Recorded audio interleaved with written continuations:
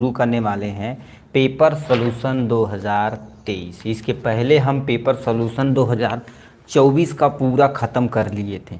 ये आपका hospital and clinical pharmacy का पेपर सॉल्यूशन 2023 है। ठीक है, आपसे बता देना चाहते हैं एक चीज़ आपको अच्छे तरीके से। देखिए, यदि आप साल भर कुछ भी नहीं पढ़े हैं तो केवल क्या पढ़ लीजिए, 2 साल का पेपर सॉल्यूशन तैयार कर लीजिए। 2023 का 2024 का पेपर सॉल्यूशन आप तैयार कर लीजिए अच्छे तरीके से। ठीक, उसके बाद हमारे द्वारा बनाया गया एक सुपर 25 क्वेश्चन की सीरीज है।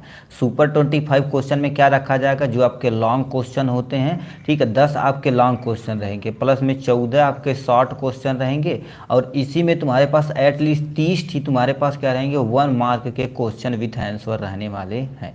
तो इन सब को अच्छे से यदि आप तैयार कर लेते हैं, ठीक है, इन सब को अच्छे से आप तैयार कर लेते हैं तो आपकी नैया एकदम 100% पार हो जाएगी। ठीक है, यदि आप साल भर नहीं कुछ पढ़े हैं तो इसके अब ये सब मिलेगा कहाँ, हर चीज़ का 2024 का हम पेपर सॉल्यूशन करा लिए हैं, उसके बाद 2023 का पेपर सॉल्यूशन आपके सामने है।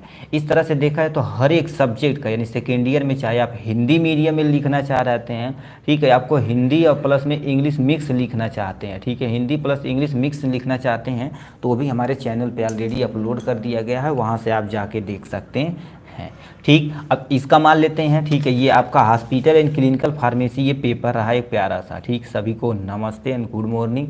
ठीक है, अब इसका मान लेते हैं आपको क्या चाहिए, नोट चाहिए। तो इसकी प्राइस केवल और केवल कितना रखी गई है, टोटल 25 रुपया पर सब्जेक्ट रखी गई। कितना, यानी 25 रुपया में आपको पेपर सोल्यूशन दिया जाएगा एकदम अच्छे तरीके से, फिर नोट PDF आपको उपलब्ध करा दिया जाएगा। अब ये क्या होता है, कैसे होता है, सब कुछ इस वीडियो में हम देखते हैं। अब नंबर वगैरह टाइमिंग वगैरह सब तो जानते हैं, मेन मुद्दे पर आते हैं। हॉस्पिटल एंड क्लिनिकल फार्मेसी का कोड की बात की जाए तो 26/010 आपका कोड की बात हो रही है। यानी 3 पार्ट होते हैं। पार्ट ए में टोटल 7 क्वेश्चन होते हैं, किन्हीं 6 क्वेश्चन को आपको अटैम्प्ट करने रहते हैं। ठीक, हम 6 को यानी 7 क्वेश्चन को अटैम्प्ट करेंगे। ठीक, एकदम अच्छे तरीके से 1 बाय 1 करके स्टेप बाय स्टेप हेडिंग कैसे डालना, जैसे हम यहाँ पर लिख रहे हैं। ठीक है, कन्फर्म है 9 को होगा ना, यस सर। ठीक है, अब देखिए ये तुम्हारे पास क्या होगा, अब इसको जैसे हम हेडिंग डाल के लिखते हैं वैसे ही आप एग्जाम में लिख देंगे, अपना पूरा सिक्योर हो जाएगा नंबर। ठीक है, तो आपके पास सामने क्या क्या होना चाहिए, जो हमने सामने दे रखा है सब कुछ दे रखा है। यहाँ से क्वेश्चन पहला क्या दे रखा है, ध्यान से सुनिए। कह दिया give the requirement and professional responsibility of pharmacist in hospital. मतलब क्या होगा, देख फार्मासिस्ट है तो हॉस्पिटल में उसकी रिस्पॉन्सिबिलिटी क्या है, कि बेड पे जाके दवाई देना, OPD में कैसे काम करना, ये सब कुछ डिटेल में बताना है आपको यहाँ से। ठीक है, तो यहाँ पर दिया गया है जो अच्छे तरीके से आप समझते हैं। ठीक, तो क्या लिख रखा, ध्यान से सुनिए। तो सबसे पहले आपके सामने यहाँ से देखिए हॉस्पिटल फार्मेसी। अब हॉस्पिटल फार्मेसी गुरुदेव क्या होती है, देखिए हॉस्पिटल यानी लिखा है हॉस्पिटल फार्मासिस्ट। हमसे फार्मासिस्ट पूछा था ना कि फार्मेसी पूछा था, नहीं फार्मासिस्ट ही हम कहें फार्मेसी है। ठीक है, फार्मेसी यहाँ पर पूछा, हॉस्पिटल फार्मेसी ये क्वेश्चन दूसरा पूछा हुआ है। तो लिख रखा है हॉस्पिटल फार्मासिस्ट गुरुदेव क्या होता है। ठीक, सिंपल सा क्या होगा, हॉस्पिटल में रहने वाले जो भी फार्मासिस्ट होते हैं सब क्या कहलाते हैं, हॉस्पिटल फार्मासिस्ट कहलाते हैं। तो क्या लिख रखा, hospital pharmacist are engage in the hospital pharmacy service in public sector. मतलब पब्लिक सेक्टर में जितने भी आपके हॉस्पिटल हैं, हॉस्पिटल में जो फार्मेसी खुली है उस पर एक एज ए फार्मासिस्ट जब काम कर रहे हैं उसी को हॉस्पिटल फार्मेसी बोला जाता है। पहला पॉइंट। दूसरा point, they are the skill in the practice of medicine. इनके पास क्या होती चाहिए, अब देखिए वो धीरे धीरे सीखते हैं। याद रखना, पूरी ज़िंदगी फार्मासिस्ट होगा, डॉक्टर होगा, टीचर, वकील, ये पूरी ज़िंदगी सीखने का ही काम करते हैं। ठीक है, skill in the practice of medicine, जितना ज़्यादा आप क्या करेंगे, प्रैक्टिस करेंगे, उतना ज़्यादा आपके अंदर स्किल डेवलप होगी। Dispensing, prescription, purchase, manufacture, quality test of all medicine use in hospital. मतलब क्या होता है, हॉस्पिटल में एक दवा को आप डिस्पेंस करना सिखाया जाएगा, प्रिस्क्रिप्शन को पढ़ने के लिए सिखाया जाएगा। प्रिस्क्रिप्शन मतलब जो हॉस्पिटल से डॉक्टर के द्वारा लिखा होता है उसे प्रिस्क्रिप्शन बोलते हैं, उस प्रिस्क्रिप्शन को समझाना सिखाया जाएगा। परचेज, कैसे आपको दवाइयाँ एक्चुअल में ऑर्डर करके परचेज करना है, कैसे लोग परचेज कर रहे थे ये सब चीज़ देखना पड़ेगा। मैन्युफैक्चर, दवाइयाँ कैसे मैन्युफैक्चर की जाती हैं, इतने बड़े लेवल पे नहीं आप जाएंगे। ठीक है, तो यहाँ पर यदि कैसे मैन्युफैक्चर की जाती है इसको आपको अच्छे से बताना पड़ेगा। Quality test of all medicine, हर एक ड्रग्स की क्वालिटी टेस्ट कैसे करनी, एक्चुअल में ब्रांड है कि नॉन ब्रांड है, जेनरिक दवाइयाँ, ये सब चीज़ आपको नॉलेज होगा। यूज इन हॉस्पिटल, तो ये हमने थोड़ा सा दे दिया हॉस्पिटल यानी फार्मासिस्ट का इंट्रोडक्शन। मेन मुद्दा हमसे जो पूछा था यहाँ से पूछा यानी प्रोफेशनल। ठीक है, तो यहाँ तो तुम्हारे पास क्या हो जाएगा, प्रोफेशनल ठीक है, यहाँ पर वो रहेगा professional responsibility of hospital pharmacist. अब ये होता क्या है, पहला पॉइंट मतलब देखिए हॉस्पिटल देखा जाए तो दो तरह का होता है। ठीक है, एक हॉस्पिटल में देखा जाए तो एक वार्ड वगैरह में देखा जाए पेशेंट ऐसे लेटे रहते हैं, उनको भी आप क्या कर सकते हैं, ट्रीट कर सकते हैं। एक और होता है, ठीक, ये जो वार्ड मतलब हॉस्पिटल में ऑलरेडी एडमिट रहते हैं उन्हें इन क्या बोला जाता है, इन यानी इन पेशेंट बोला जाता है। क्या बोलते हैं, इन पेशेंट बोला जाता है। और कुछ ऐसे पेशेंट रहते देखेंगे ओपीडी में आते हैं, किसमें, ओपीडी में आते हैं, पर्चा कटवाते हैं, दवा लेके हमारे फार्मासिस्ट के द्वारा फिर वापस चले जाते हैं। तो इसको क्या बोला जाता, आउट पेशेंट बोला जाता। क्या बोलते हैं बाबू, आउट पेशेंट। यानी पेशेंट दो तरह के होते हैं। तो आपकी रिस्पॉन्सिबिलिटी इन हॉस्पिटल में क्या है और आउट हॉस्पिटल में, आउट पेशेंट में क्या है, इसको एक्सप्लेन करना पड़ेगा। तो सबसे पहले लिख रखा इन, यानी इन पेशेंट फार्मासिस्ट रिस्पॉन्सिबिलिटी एक्चुअल में होती क्या है यहाँ पर। सबसे पहले डिस्पेंसिंग एरिया, डिस्पेंसिंग एरिया मतलब जहाँ पर दवाइयाँ डिस्पेंस की जाती हैं। ठीक है, इट इंक्लूडिंग पॉलिसी क्या होने चाहिए, एक्यूरेसी कितना होने चाहिए, मेंटेनेंस ऑफ रिकॉर्ड, हर एक रिकॉर्ड, हर एक पेशेंट का रिकॉर्ड मेंटेन करना पड़ेगा। देखिए जैसे पेशेंट आया तो आप देखिए हम सब लोग होते थे, जैसे कोई बोल दिए जैसे ये हमारे पास बुक है, कॉपी हम लेते हैं तो कॉपी को ऐसे डिवीजन कर देते थे और नंबरिंग कर देते थे, एक नंबर और जो जो दवाइयाँ गई उसका जल्दी जल्दी नाम लिख देते थे, MRP और सब लिख के, फिर ये हो गया एक पेशेंट का ये पूरा बिल हो गया। ठीक है, और दूसरा पेशेंट आएगा, दूसरा हम कर देंगे, तीसरा कर देंगे। क्यों, क्योंकि इसको मालिक को दिखाना पड़ता है कि भाई हम इतना आज बेचे हुए, पर्चा नंबर 1 हो गया, पर्चा नंबर 2 हो गया, पर्चा नंबर 3 हो गया। तो वही तुम्हारे पास पॉलिसी देखेंगे, एक्यूरेसी देखेंगे, मेडिसिन यानी मेंटेनेंस ऑफ रिकॉर्ड, हर एक रिकॉर्ड को मेंटेन यानी मेंटेन करने की जिम्मेदारी होती है। याद रखना, दवाइयाँ देखिए आप बेचते हैं तो अलग बात है, बेचने के बाद आपके यानी ये स्टॉक मेंटेन करना बड़ी जिम्मेदारी का काम होता है। जैसे दवाइयाँ बेच दिए तो उसको देखिए भाई कितना हमारे यहाँ कमी है, फिर उसको मेंटेन करने की जिम्मेदारी बहुत ज़्यादा होती है। दवा को स्टोरेज कैसे करना ये भी आप सीखेंगे, रिस्पॉन्सिबिलिटी होती है। ड्रग्स इन्फॉर्मेशन, ड्रग्स की पूरी इन्फॉर्मेशन आप जानेंगे। ठीक है, कैसे जानेंगे, देखिए हर एक जाके पत्ते को देखिए, उसके पत्ते के अंदर कौन सा केमिकल है। जैसे मान लेते फॉर एग्जांपल आप जीरो डाली SP लिए तो उसमें कौन सा है तुम्हारे पास। ठीक है, उसमें एक्चुअल में देखा जाए तो तुम्हारे पास क्या होता है, जो क्या होता है भैया बता दें। ठीक है, देखो ड्रग्स की क्वांटिटी कितनी है, इसमें केमिकल क्या है। जैसे जीरो डाल SP वाला एग्जांपल नहीं है तो उसमें यानी एसाइक्लोफेनेक होता, पैरासीटामॉल था, सासेरियोपेप्टाइडेज होता। तो पूरा ड्रग्स की इन्फॉर्मेशन आपको होनी चाहिए। ठीक है, डिस्पेंसिंग एरिया में होता। फार्मासिस्ट केयर एरिया क्या होता, इसमें कोऑर्डिनेशन मैनर होना चाहिए एकदम अच्छे तरीके से, चाहे पेशेंट से, चाहे किसी मेडिकल स्टाफ से, किसी की एक है ठीक है प्रोफेशन आदमी से। कम्युनिकेशन व्यवस्था तगड़ी होनी चाहिए। ठीक है, कम्युनिकेशन आप कर सकते हैं, कम्युनिकेशन मतलब किसी के द्वारा कम्युनिकेट कर सकते हैं, टेक्निकल चीज़ों का प्रयोग कर सकते हैं, यानी सुपरविजरी के द्वारा आप क्या कर, सुपरविजरी मतलब क्या होगा, देख रेख आप कर सकते हैं। तो ये आपकी रिस्पॉन्सिबिलिटी बनती है। डायरेक्ट पेशेंट केयर मतलब डायरेक्ट आप पेशेंट के पास ही जाके क्या करेंगे, उसका केयर करेंगे। देखिए पहले जाएंगे पेशेंट का मेडिकल हिस्ट्री को क्या करेंगे पूरा डिटेल में, इस पर्चे पर मतलब पर्चे पर भाई ये कितना दिन से बीमार है, कौन कौन सी दवाइयाँ खाए हैं, ये वो सब कुछ हम डिटेल में यहाँ पर क्या करेंगे, नोट करेंगे। ठीक, लिखा आइडेंटिफिकेशन ऑफ यानी ड्रग्स का आइडेंटिफिकेशन करने की जिम्मेदारी इन्हीं की होती है। पेशेंट मॉनिटरिंग यानी पेशेंट को तुम्हें क्या करना पड़ेगा, अच्छे तरीके से मॉनिटर करना पड़ेगा। पेशेंट काउंसलिंग आपकी जिम्मेदारी बनती है। तो ये सब आपकी रिस्पॉन्सिबिलिटी हॉस्पिटल के अंदर हो रही है। ठीक, अब तुम्हारे पास आते हैं इस पे। ठीक है, यानी लिखा है आउट पेशेंट। ठीक है, out patient pharmacist responsibility, out patient pharmacist responsibility क्या होती है, इसमें ध्यान से सुनिए। क्या रखा है, पेशेंट लिखा आउट पेशेंट फार्मासिस्ट रिस्पॉन्सिबिलिटी क्या होती है। पहले तुम्हारे पास लिखा ड्रग्स डिस्पेंसिंग एरिया मतलब central dispensing area, patient area और यानी जनरल रिस्पॉन्सिबिलिटी होती है। तो इसको अलग अलग अब ये आता है। ठीक है, यहाँ पर हम आते हैं। ठीक है, क्या बोलते हैं। ठीक है, पहला लिख रखा है आउट पेशेंट फार्मासिस्ट मतलब जो OPD में पेशेंट आते हैं उनको कैसे आप देख रेख करेंगे। ठीक, तो इसका पहला सबसे मेन उदाहरण है सेंट्रल डिस्पेंसिंग एरिया। देखेंगे क्या होता है इसमें, ensure the use of correct compounding technique का उपयोग करेंगे। मतलब क्या होगा, जो कंपाउंडिंग दवाइयाँ कर रही हैं ठीक वो करेक्ट है कि नहीं ये इंश्योर करेंगे। करेक्ट मतलब क्या होगा, जैसे पर्चा लेके आए, पर्चा 4 दवाइयाँ हैं तो चारों करेक्ट रूप से दिया जाना चाहिए, ये आपकी रिस्पॉन्सिबिलिटी बनती है। उसमें कोई भी इंटरफेयर नहीं कर सकते कि नहीं दवाइयाँ बदल देंगे, बताइए नहीं करेंगे पेशेंट को, नहीं पहले पेशेंट को बता देंगे तब हम दवाई बदलेंगे कि भाई ये दवाई नहीं तो इसकी जगह ये दवाई ले सकते हैं आप, काम करेगा। ठीक, तो वो चीज़ आपको बताना कंपलसरी है। ठीक, नेक्स्ट में तुम्हारे पास maintain record and billing for patient मतलब पेशेंट का पूरा मेंटेन रिकॉर्ड होना चाहिए, बिलिंग होना चाहिए। क्यों, क्योंकि आप बेच रहे हैं आपके यानी बिलिंग ही नहीं है। ठीक है, तो वो सब दिक्कत हो जाएगी, तो बिलिंग तगड़ा होना चाहिए। कीप लिखा कीप अप विथ द यानी प्रिस्क्रिप्शन फाइल मतलब क्या करेंगे, सबसे पहले जो प्रिस्क्रिप्शन वो दे रहा है उस प्रिस्क्रिप्शन फाइल को अच्छे तरीके से क्या करेंगे, चेकअप करेंगे। और याद रखना जैसे होकर पन्नी में आप यानी पैक कर रहे हैं तो पन्नी में उस पर्चे को भी आप डाल देंगे। ठीक है।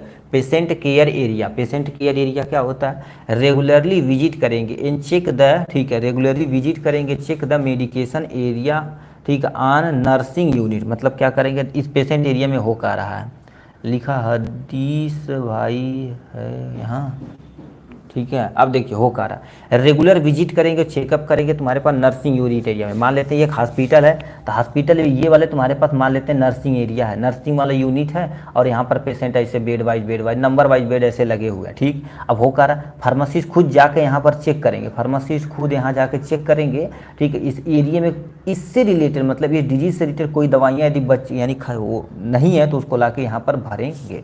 तो ये होता, चेक करेंगे, सही करेंगे, अपना काम मेंटेन करेंगे।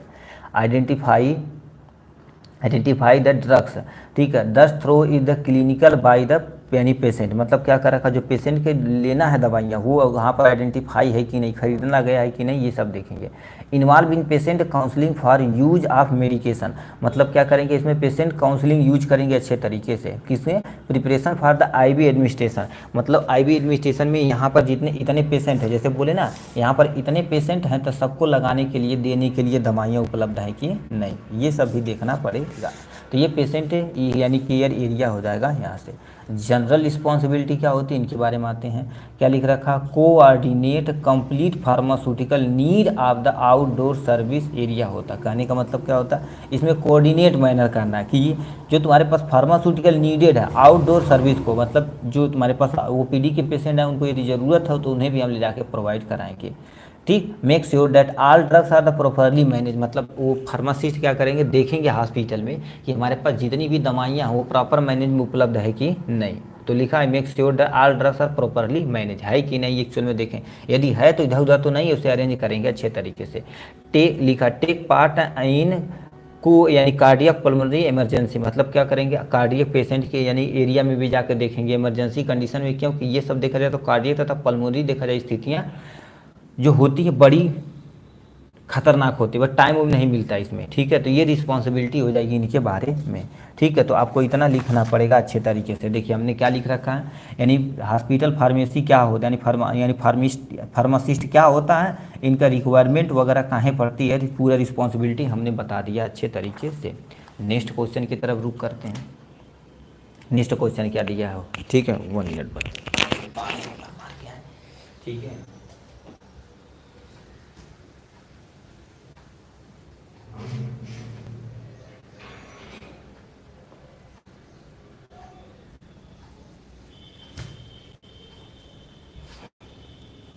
नेक्स्ट क्वेश्चन क्या पूछा बताइए, हमसे कहा है, ठीक है, लिखा फंक्शन एंड ऑब्जेक्टिव ऑफ,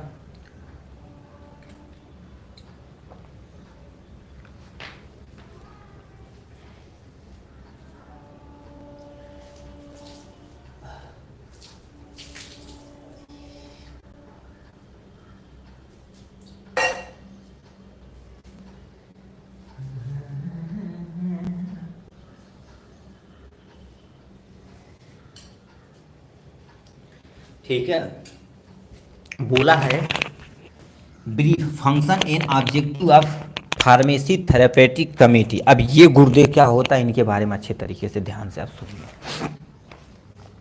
ठीक है, कहाँ चला गया भाई, ड्रग्स डोजेज फॉर्म वगैरह। ठीक है, तो ये अब इसको हम कैसे लिखेंगे ध्यान से सुनिए, ये बहुत आसान चीज़ है। ठीक है, एक कमेटी बैठाई गई थी, वही चीज़ बता रही थी। ठीक है, फार्मेसी थेरेपेटिक कमेटी। अब थेरेपेटिक मतलब क्या होता है, उपचार होता। फार्मेसी मतलब दवाइयाँ, कमेटी मतलब एक तरह का समूह होता जो सब कुछ मेंटेन करने की जिम्मेदारी इन्हीं की होती है। तो क्या लिख रखा है, लिख रखा है द फार्मेसी थेरेपेटिक कमेटी कंपरीजर, यानी कंप्राइजेज या कंपेरिजन करते, कंपेरिजन समझते, कंपेयर करते बस। आप एक ग्रुप ऑफ, ठीक, इंडिविजुअल, इसमें फिजिशियन रहते हैं, फार्मासिस्ट रहते हैं तथा अदर हेल्थ स्टाफ रहते हैं, हु फार्मूलेट पॉलिसी, ये क्या कर देते हैं, पॉलिसी को फार्मूलेट करते हैं और कंसर्निंग द यानी थेरेपेटिक यूज ऑफ ड्रग्स, मतलब जो तुम्हारे पास ड्रग्स है उसका थेरेपेटिक वैल्यू एक्चुअल में होना क्या चाहिए, यूज कितना करना चाहिए, यूज होगा तो इसका इफेक्ट क्या पड़ेगा, ये सब कुछ की जिम्मेदारी यही कमेटी लेती है। ठीक है, मतलब सिंपल सा, इस कमेटी में बहुत सारे लोग रहते हैं, जैसे फिजिशियन हो गया और फार्मासिस्ट हो गया और अदर मेडिकल स्टाफ हो गया। ये सब क्या कर देते हैं, यानी जो फार्मूलेट करते हैं, पॉलिसी को फार्मूलेट करते हैं थेरेपेटिक यानी यूजेज ऑफ ड्रग्स की, यूज जो ड्रग्स है एक्चुअल में इसका यानी पर्पज क्या है, कैसे है, सब कुछ इसमें हम मैनेज करते हैं। अब इसका मेन उद्देश्य क्या होता, दो तुम्हारे पास होता, लिखा इस पी से तुम्हारे पास क्या हो जाएगा फार्मेसी, टी से थेरेपेटिक, सी से तुम्हारे पास कमेटी हो जाएगी। पहले इधर डुअल रोल, यानी दो रोल प्ले करता है। पहला रोल आपके सामने यहाँ पर दिया गया, लिखा एडवाइजरी ऑब्जेक्टिव क्या होता है। इनमें देखिए, ध्यान से देखिए क्या लिख रखा है, तो क्या बोल दिया इन्होंने, ठीक है, ये बहुत सटीक बोले हुए थे। ठीक है, क्या क्या रखे, टू हेल्प इन फार्मूलेशन, यानी ये फार्मूलेशन को क्या करेंगे, फार्मूलेटिंग प्रोसेसन पॉलिसी रिगार्डिंग द इवोल्यूएशन। ठीक है, इवोल्यूएशन को मेंटेन करेंगे, सिलेक्शन करेंगे, थेरेपेटिक स्टे, ठीक है, therapeutic use of drugs in hospital, मतलब कोई हॉस्पिटल है तो उसमें फार्मूलेट करेंगे और सिलेक्शन करेंगे और इवोल्यूएट करेंगे। ठीक है, एक्चुअल में ये दवाइयाँ इस पर्पज के लिए यूज हो सकती हैं कि नहीं, तो उसे क्या बोला जाएगा, एडवाइजरी फार्मूल, यानी एडवाइजरी ऑब्जेक्टिव का पहला तुम्हारे पास उद्देश्य है, इनका मेन उद्देश्य ये पहला। दूसरा तुम्हारे पास लिखा, ये स्ट्रेटजी बनाएंगे, देखो, they suggest hospital administration and इस medical staff on issue related to drugs usages and specially दो of the involving the experimental drugs. कहने का मतलब क्या होता है, देखिए होता क्या है, आप कोई भी पर्सन रहे या मेडिकल स्टाफ रहे, ठीक, ऑन इशू रिलेटेड, मतलब ड्रग्स यानी जो ड्रग्स यूजेज रिलेटेड कोई भी इशू रहे तो उसे देखा जाए तो हम क्या करेंगे, तुरंत हम उसे सॉल्व करेंगे। ठीक है, इन्वॉल्विंग एक्सपेरिमेंटल ड्रग्स, मतलब जो तुम्हारे पास ड्रग्स है एक्सपेरिमेंटल पर्पज के लिए, उसको भी हम यहाँ करके आएंगे, मैनेज करेंगे। जैसे कोई ड्रग्स है एक्सपेरिमेंटल के तौर पे हमने जान गया कि अच्छा एक दवा की एक्चुअल में क्वालिटी क्या है, ये सब कुछ मेंटेन करता है इनका मेन उद्देश्य। ठीक, नेक्स्ट में टू प्रोवाइड गाइडलाइंस, ये गाइडलाइंस प्रोवाइड करते हैं to the pharmacist about the efficient drugs distribution and control methods के द्वारा। कहने का मतलब क्या होता है, ये गाइड करते किसी भी फार्मासिस्ट को कि ये दवाइयाँ देंगे तो ज़्यादा इफिशियंटी आपको, यानी इफिशिएंट होगा, क्योंकि ये दवाई बहुत सूटेबल है, हमारे शरीर के अंदर डिस्ट्रीब्यूशन कंट्रोल मेथड इसका तगड़ा है, सब कुछ करने की जिम्मेदारी यही होती है। टू ऑफर सजेशन, यानी suggestion regarded the medication that should be store in patient care area, मतलब क्या करना पड़ेगा, जो पेशेंट केयर एरिया है वहाँ पर हम क्या करेंगे, स्टोर करेंगे, दवाइयाँ रखेंगे। जैसे ओपीडी में हम रख देंगे, ठीक है, ओपीडी में रख देंगे क्योंकि वहाँ पर आएगा तुरंत उस दवा को लेके वो बंदा चला जाएगा, तो ये सब हम करेंगे इसी के अंदर। तो ये हमारे पास एडवाइजरी ऑब्जेक्टिव है। अब एजुकेशनल तुम्हारे पास क्या होगा, जो आपके पास एजुकेशन प्रेजेंट है उसके बारे में यहाँ पर बताने, to avoid to policy making that the will satisfy the demand of the professional staff, यानी ठीक है, for through up to the date information about the drugs their usages, मतलब आपको क्या कर देना, उस पॉलिसी को तुम्हें क्या कर देना, अवॉइड करना है, जो तुम्हारे पास क्या होते हैं, satisfy the demand and profession staff for the thought, मतलब वो सोच रहा है कि ये हमें करना चाहिए तो उसको हमें क्या करना पड़ेगा, यही सेटिस्फाई करेंगे। और अप टू, ठीक है, up to date information about the drugs in their ये यूजेज के बारे में, मतलब कोई दवाइयाँ हैं तो उसके एक्चुअल में यूज क्या होती है, किस डेट के लिए, तो यूज तो जान जाएंगे बट डेट थोड़ी ना एक्चुअल में जान पाएंगे कि मतलब क्या हो रहा, उसके लिए तुम्हारा कंप्यूटराइज व्यवस्था होता है, बहुत सारा मैनेज करता है। तो ये पहला उद्देश्य इनका था। नेक्स्ट उद्देश्य क्या था, ये दवा का एग्जामिन करेंगे, देखिए लिख रखा to examine adverse drugs reaction offer hospital formulary system होता है, सेकेंड ईयर का है क्या, यस सर, ठीक है। तो ये दवा को क्या करेंगे, एग्जामिन करेंगे, दवा को एग्जामिन करेंगे कि ये उसका कोई एडवर्स इफेक्ट है, जैसे मान लेते हम कोई दवा हम खा लिए, ठीक, या हमारे पास क्या इफेक्ट पड़ा, तो मार्केट में तो बुरा प्रभाव पड़ेगा ना कि यार ये दवाई खा लेना है ना, इनका डेथ हो गई, दिक्कत हो गई, ठीक है। तो ये तुम्हारे पास वो भी देखेंगे। ऑफर हॉस्पिटल फार्मूलरी सिस्टम, मतलब जो फार्मूलरी सिस्टम हॉस्पिटल का है वो कहीं ऑफर न करे कि दवाइयाँ ये ले जाइए इतना % छूट, तो ऐसा नहीं होना चाहिए। तो ये सब भी मैनेज करने की जिम्मेदारी इनका होता है। To manage the planning of training program, मतलब ट्रेनिंग प्रोग्राम देखेंगे हॉस्पिटल में। और drugs is using the profession staff, मतलब जो तुम्हारे पास ड्रग्स यूज कर रहे हैं स्टाफ के पर्सन, ठीक है, एक्चुअल में ख़राब तो नहीं प्रयोग कर रहे हैं, ये सब मैनेज करने के लिए, प्लानिंग करने के लिए सब करेंगे। जैसे मान लेते हैं ऑपरेशन के टाइम में बहुत सारे डॉक्टर का उपस्थित होते हैं, कौन सी दवाइयाँ कैसी है क्या है, ये सब कुछ क्या करेंगे, इसी के अंतर्गत दिया जाता है, ठीक। तो ये हो जाएगा। अब इसका फंक्शन क्या होता है, इनका एक्चुअल मेन काम होता है फंक्शन ऑफ पीसीटी, ठीक है। पीसीटी पहला लिख रखे हैं, it act as the advisory counselling to the medical staff in hospital administration regarding therapeutic use of drugs. मतलब कोई भी तुम्हारे पास मेडिकल स्टाफ रहे, चाहे हॉस्पिटल में कोई भी तुम्हारे पास एडमिनिस्ट्रेशन कोई दूसरा बंदा रहे, ठीक है, regarding the therapeutic use of drugs को क्या करेंगे, एडवाइज करेंगे एकदम अच्छी तरीके से जो दवाइयाँ हो रही हैं, तो इसका ये काम है। ठीक, नेक्स्ट में तुम्हारे पास लिखा है it develop a formulary of the drugs and prescription to be यानी यूज इन हॉस्पिटल। ये सब क्या करेंगे एक्चुअल में, देखो क्या करेंगे, ये फार्मूलरी तैयार करेंगे। फार्मूला मतलब क्या होगा कि अच्छा ये बीमारी है तो इनको ये दवाइयाँ हमें देनी है, इसके हिसाब से इन्हें चलना कि इतने टाइम दवा खिलाना, इतने टाइम ड्रेसिंग करना है, इतने टाइम इन्हें क्या कर देना है हॉस्पिटल से, ठीक है, किसी डॉक्टर को मिलवाना है, इतने टाइम इन्हें डिस्चार्ज कर देना है। ये सब क्या कर देते हैं, फार्मूलेशन ऑफ ड्रग्स को मेंटेन करते हैं, डेवलप करते हैं। Prescription to be they use in यानी यूज इन हॉस्पिटल, मतलब प्रिस्क्रिप्शन जो यूज करेंगे, जैसे डॉक्टर वो जैसे कोई पेशेंट लेके आए कि भाई ये हमारे पास यानी प्रिस्क्रिप्शन है, तो उस प्रिस्क्रिप्शन को यूज करके हॉस्पिटल में क्या करेंगे, उसको हम दवाइयाँ प्रोवाइड करेंगे। ठीक है, ये हो जाएगा इनके बारे में। It study the problem related of the drugs distribution. ठीक है, अभी क्या दे रखा है, study of the problem drugs related distribution and administration. मान लेते किसी के शरीर में ड्रग्स को हम डाल दिए, ठीक है, तो शरीर के अंदर कैसे डिस्ट्रीब्यूट कर रहा है, ठीक है, कैसे काम कर रहा है, ये सब कुछ अच्छे से हम देखेंगे इस वीडियो। ठीक है, मतलब ये करता है, इसका एक्चुअल में यही काम होता है। ठीक, फिर क्या कर देता है, ड्रग्स का यानी रिलेटेड जो भी प्रॉब्लम होती है सबकी स्टडी करता है। कहने का मतलब हमारे शरीर के अंदर ड्रग्स कैसे डिस्ट्रीब्यूट हो रहा है वो मेंटेन करता है। एडमिनिस्ट्रेशन मतलब हमारे शरीर के अंदर कैसे एडमिनिस्ट्रेट कराना, यानी आईवी के थ्रू कराना, आईएम के थ्रू, मुंह के थ्रू कराना। अब बताओ मान लेते मुंह के थ्रू खाने वाले कोई पीने वाली दवाइयाँ हैं, उसको इंजेक्शन में भर के नस में डाल देंगे, तो ऐसा नहीं होना चाहिए क्योंकि वो पेरेंटल होता है, वो ओरल होता है। तो इसको भी क्या करेंगे, उस प्रॉब्लम को हम क्या करेंगे, रिजॉल्व करेंगे, इनकी जिम्मेदारी होती है।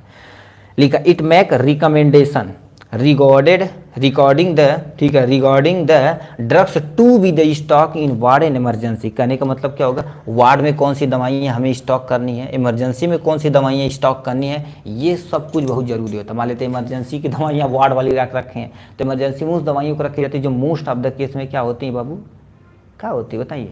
ठीक है, जो केवल ठीक इमरजेंसी पर्पस, अब मोस्टली क्या होती है इंजेक्शन। अब तुम देखो इमरजेंसी में कुछ भी वैसा चीज़ नहीं रखा जाता जैसे टैबलेट रखा जाए, क्यों, क्योंकि हमारा धीरा आएगा तो कहेंगे भाई तू गोली खा ला, वैसा नहीं, उससे तुरंत हम गैस का ठीक है हमारे जो भी चीज़ लगाएंगे सब इंजेक्शन के थ्रू लगाएंगे। ठीक है, तो ये तुम्हारे पास क्या था, प्यारा सा क्वेश्चन। ठीक है, क्या था, हमसे क्वेश्चन पूछा था, देखिए सबसे पहले क्या पूछा था, फार्मेसी थेरेपेटिक कमेटी क्या होती, मतलब फार्मेसी मतलब दवा, थेरेपेटिक मतलब उपचार की जो हम सही करने के लिए जिस कमेटी का गठन किया जाता है उसी को फार्मेसी थेरेपेटिक कमेटी बोला जाता है। ये दो तरह का होता है, एडवाइजरी ऑब्जेक्ट होता है, दूसरा तुम्हारे पास यानी एजुकेशनल ऑब्जेक्ट होता है। उसका लास्ट में आपको क्या करना पड़ेगा, यहाँ से फंक्शन लिख देंगे, अपना काम हो जाएगा। ठीक, नेक्स्ट क्वेश्चन क्या पूछा भाई, तू कहाँ आ रहा, नेक्स्ट को आपको दिया है जी, what are the inventory control क्या होता है, give important of the inventory control क्या होता है। ये देखा जाए तो बहुत इंपॉर्टेंट क्वेश्चनों में से एक है, क्यों, क्योंकि ये देखा जाए तो इन्वेंट्री कंट्रोल तुम्हारे पास बहुत इंपॉर्टेंट पोर्शन है। ठीक है, क्योंकि ये देखा जाए तो उसमें भी पूछा गया था, कमेटी फार्मेसी में पूछा जाता है।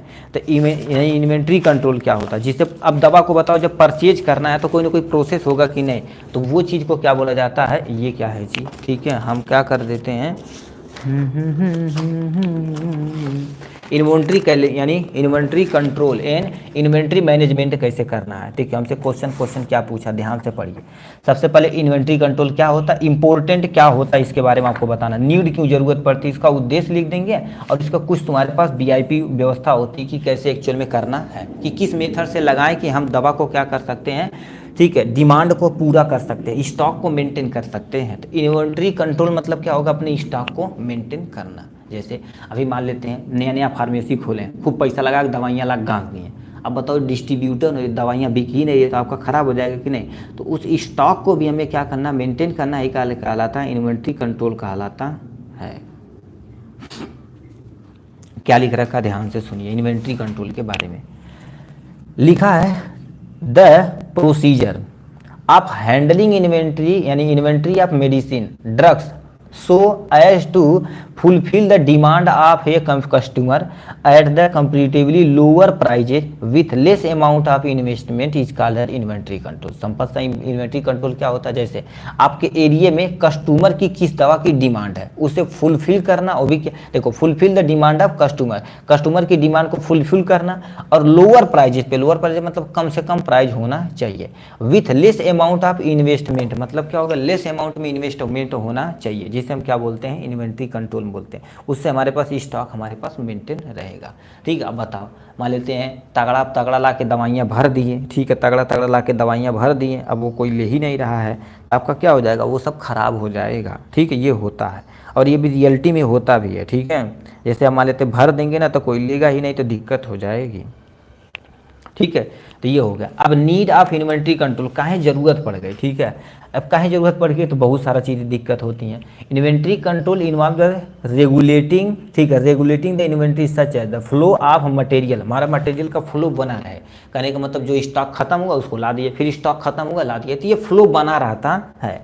ठीक, अब मैन्युफैक्चरिंग डिपार्टमेंट और इन, ठीक है, अनइंटरप्चर, मतलब क्या होगा, जैसे आप यूज करेंगे तो मैन्युफैक्चर डिपार्टमेंट उतना ही ज़्यादा बनाएगा। फॉर एग्जांपल जैसे मान लेते हैं पैरासीटामॉल ज़्यादा यूज कर रहे हैं, ठीक, इस एरिया में, तो वो क्या करेगा, वहाँ पर डिमांड बढ़ेगा, वो ला के पहले ही स्टॉक मेंटेन कर लेगा। ठीक, तो जैसे बरसात का सीजन आ रहा है तो इन्फेक्शन का चांस बहुत ज़्यादा होगा, तो हम ला के पहले ही स्टॉक को मेंटेन कर लेंगे। ठीक है, स्टॉक को मेंटेन करें कि एंटीबायोटिक वगैरह दे दीजिए हमें बढ़िया तरीके से।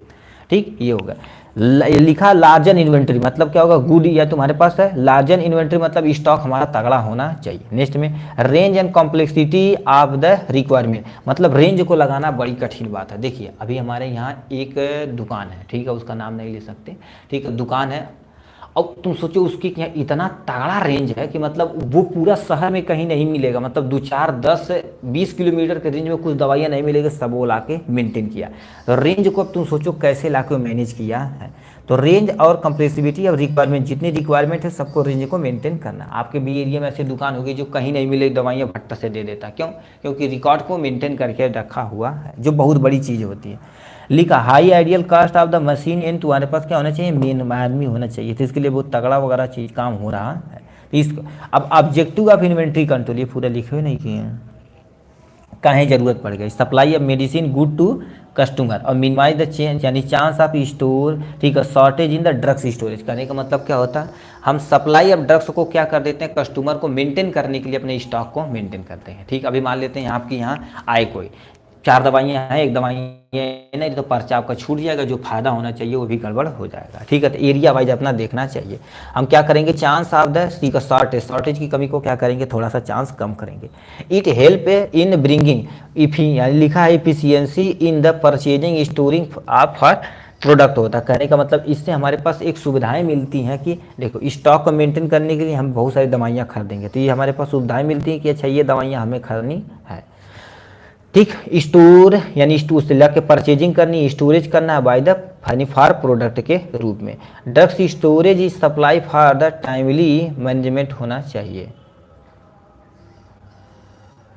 क्या बोल रहा है जी, ठीक है, तो कह दिया है, दोबारा क्वेश्चन पढ़ते हैं। ठीक है, यहाँ पर कुछ बोल रहा है भाई, कह दिया ड्रग्स को स्टोरेज करने के लिए टाइमली मैनेजमेंट भी करना आपकी जिम्मेदारी बनती है। मान लेते दवाइयाँ ला के ही क्या करेंगे, जब कोई खरीदवा नहीं करेगा, मैनेज करना बहुत दिक्कत होती है। देखिए मेडिकल स्टोर आप खोल देंगे तो उससे मैनेज करना थोड़ा सा आपके लिए दिक्कतें होंगी। ठीक, ये हो गया। It help in the short term, ठीक है, long term planning for the production of यानी मेडिकल प्रोडक्ट। यदि आपको लगेगा, देखिए कि लगता है कि मतलब थोड़ी समय के हम सब काम मेंटेन कर देंगे, नहीं, मेडिकल स्टोर ऐसा चीज़ है जो लोग आते रहेंगे उसको नोट करते रहिए। जैसे खुद दवाइयाँ आपके पास नहीं है तो नोट करते रहिए, बार बार नोट करते रहिए कि ये डिमांड ज़्यादा है तो उसे ला पर रख लीजिए आराम से। ठीक है, लिखा है इट अवॉइड ओवर स्टॉकिंग, मतलब आपको ओवर स्टॉकिंग भी नहीं करना कि नहीं लाख हम दवाइयाँ खूब ढेर कुले गांज लिए, तो ऐसा नहीं होना चाहिए। ठीक, तो ये सब सिस्टम लगा हुआ है तुम्हारे पास इन्वेंट्री कंट्रोल के अंतर्गत। अब इसे कैसे मैनेज करना है, ठीक है, देखिए यहाँ पर इन्वेंट्री कंट्रोल मेथड तुम्हारे पास कौन कौन से होते हैं, तो यहाँ पर यानी VED एनालिसिस होता है, AB एनालिसिस होता है, मैक्सिमम तथा मिनिमम एनालिसिस होता है, बार कोड यानी बार कोडिंग, ठीक है, स्कैनिंग मेथड होता है, तो ऐसे बहुत सारे मेथड होता है। ऑटोमेटिक इन्वेंट्री मेथड होता है, इसमें सबसे पहला हम पढ़ते हैं, तुम्हारे पास किसी एक को एक्सप्लेन कर देना। ठीक है, तो हम क्या कर देते हैं, VED एनालिसिस पढ़ते हैं, तो क्या लिखा है, full form of the VV से तुम्हारे तुम्हारे पास वाइटल, ऐसे एरिया में मेडिकल स्टोर के जहाँ पर जिसकी ज़रूरत ज़्यादा है तो उसको ला कर रखना। इसेंशियल, आवश्यकता जिसकी ज़्यादा है उसको रखेंगे। डिजायरेबल, जिसे क्या कर सकते हैं, क्रूशियल, मतलब कभी कभी लाइफ में आता है, ठीक है, कहीं एक आध में आ गया, ठीक है, एक आध बार आ गया तो उसको शॉर्टेज रहेगा तो दिक्कत ज़्यादा नहीं रहेगी, कोई दिक्कत नहीं रहेगी। तो यहाँ पर 3 स्टेप में होता है। वी से तुम्हारे पास वाइटल होता है। Vital category contain the medical medicine that are the necessary for the life patient, मतलब पेशेंट के लिए क्या होती है, जरूरी ही जरूरी होती है, ठीक है। अब ये दवाइयाँ हर एक हॉस्पिटल में होनी बहुत ही जरूरी है, जैसे इसेंशियल ड्रग्स के नाम से भी जाना जाता है, ठीक है। तो लिखा वाइटल ड्रग्स नीड, ठीक है, need to patient all time in hospital, मतलब ये हॉस्पिटल में होना ही होना चाहिए, कोई भी टाइम रहे उससे लेना देना नहीं है। इसे तुम्हारे पास इसेंशियल कैटेगरी कंटेन द यानी medicine which are comfortably less crucial होते हैं। इसकी तुलना में देखा जाए तुम्हारे पास जो, ठीक है, इसेंशियल ड्रग्स होते हैं किसी और दवा की तुलना में देखा जाए तो क्या होता है, लेस हार्मफुल होते हैं, ठीक है, क्रूशियल होते हैं। These drugs are kept in hospital under the this group, मतलब किस ग्रुप के रखा था, जैसे तुम्हारे पास आईवी सेट हुई है तो होना ही होना चाहिए, ठीक है। ड्रग्स है कि तुम्हारे पास आईवी फ्लूइड होना ही होना चाहिए। अब बताओ ये सब नहीं रहेगा तो मेंटेन कैसे कर पाएंगे जी, ठीक है। अब डिजायरेबल तुम्हारे पास क्या होता है, desirable category contain the medicine, ठीक है, विच आर नॉट क्रूशियल, ठीक है। ये तुम्हारे पास मानते हैं कि जो डिजायरेबल दवाइयाँ होती हैं, ठीक है, डिजायरेबल कैटेगरी की दवाइयाँ होती हैं जिसे हर बंदा डिजायर कर सके, ठीक है, तो वो तुम्हारे पास लिखा which are not crucial, crucial भी नहीं होना चाहिए, ठीक है। केप्ट इन हॉस्पिटल अंदर दिस कैटेगरी, इस कैटेगरी के अंतर्गत रखा जाना चाहिए, किसके अंदर, यानी डी के वीडी एनालिसिस के अंतर्गत रखना चाहिए, ठीक है। लिखा है द शॉर्टेज, ठीक है, दिखा shortage of these drugs does not causes the any harmful to life, मतलब ये क्या कर देते हैं, हमारी ज़िंदगी को कोई फर्क पड़ते नहीं, ऐसे कुछ दवाइयाँ होती हैं हानिकारक नहीं पड़ती हैं, ठीक है, तो वो काम करने का काम करता है। तो वीडी एनालिसिस एक और दिखा देते हैं हमारे पास ए बी एनालिसिस के बारे में, ठीक है। ए बी एनालिसिस में देखा जाए तो तुम्हारे पास अल्फ़ाबेटिकली अरेंज करना है, ठीक है। तो लिखा अरेंज करने के साथ साथ पैसा भी काम करता है, ठीक है। लिखा the material management of system of the ई, लिखा है इवेल्युएट द ड्रग्स, ठीक है, drugs that are present in the store on their cost life, ठीक है। कास्ट लाइफ इज कॉल्ड तुम्हारे पास एबीसी एनालिसिस होता है। ए से तुम्हारे पास क्या होता है, few item is very costly, मतलब जो आइटम बहुत महंगा है उसको थोड़ा बहुत रखना है, ठीक है, बट रखना है। बी से तुम्हारे पास some item, these item the moderated cost, मतलब उस आइटम को बी के कैटेगरी में रखना है जो थोड़ा सा तुम्हारे पास मॉडरेट यानी सस्ता नहीं तो महंगा बीच के होते हैं, ठीक है, ये देख रहे हैं भाई। उसके बाद तुम्हारे पास सी से तुम्हारे पास क्या लिखा है, ए लेट ऑफ द, ठीक है, a lot of the item which are the less costly, मतलब ऐसे तुम्हारे पास आइटम जो बहुत सस्ते हैं यानी लेस कॉस्टली, उसको आपको मेंटेन करना ही करना पड़ेगा, ठीक है। तो आएगा मान लेते हैं वॉलंटरी एनालिसिस, तो ये लिखना, नीड लिखना, ऑब्जेक्टिव लिखना, किसी एक को चाहिए, ये वाला चाहिए तुम्हारे पास ए बी ई डी वाला, तो कोई एक आप अच्छे से एनालिसिस कर दिएगा अच्छे तरीके से, कोई भी एक दो करिएगा काम हो जाएगा, ठीक। नेक्स्ट क्वेश्चन क्या पूछा हुआ है, नेक्स्ट क्वेश्चन पे आते हैं भाई, इधर तू आजा, ठीक है। इन्वेंट्री कंट्रोल होगा चौथा number. Describe application of a computer इन, ठीक है, application of computer in hospital pharmacy practice, मतलब आप यदि हॉस्पिटल में यानी फार्मेसी प्रैक्टिस कर रहे हैं, ठीक है, फार्मेसी प्रैक्टिस कर रहे हैं तो कंप्यूटर का क्या रोल होता है इसको आपको अच्छे तरीके से एक्सप्लेन करना पड़ेगा। देखिए, कंप्यूटर के बिना सब कुछ ज़िंदगी में इस टाइम देखा जाए तो अधूरा है, क्यों, क्योंकि कंप्यूटर नहीं रहेगा तो आप कुछ भी नहीं कर पाएंगे, ठीक है, जैसे कि हम बहुत सारी दिक्कतें हो सकती हैं, ठीक है, सब कुछ कंप्यूटराइज है भाई इस ज़माने के अंदर, ठीक है। तो क्या लिख रखा, देखिए, application of computer in hospital pharmacy practice के बारे में कैसे एक्चुअल में हो रहा, तो ये तुम्हारे पास हो गया यहाँ से, ठीक है।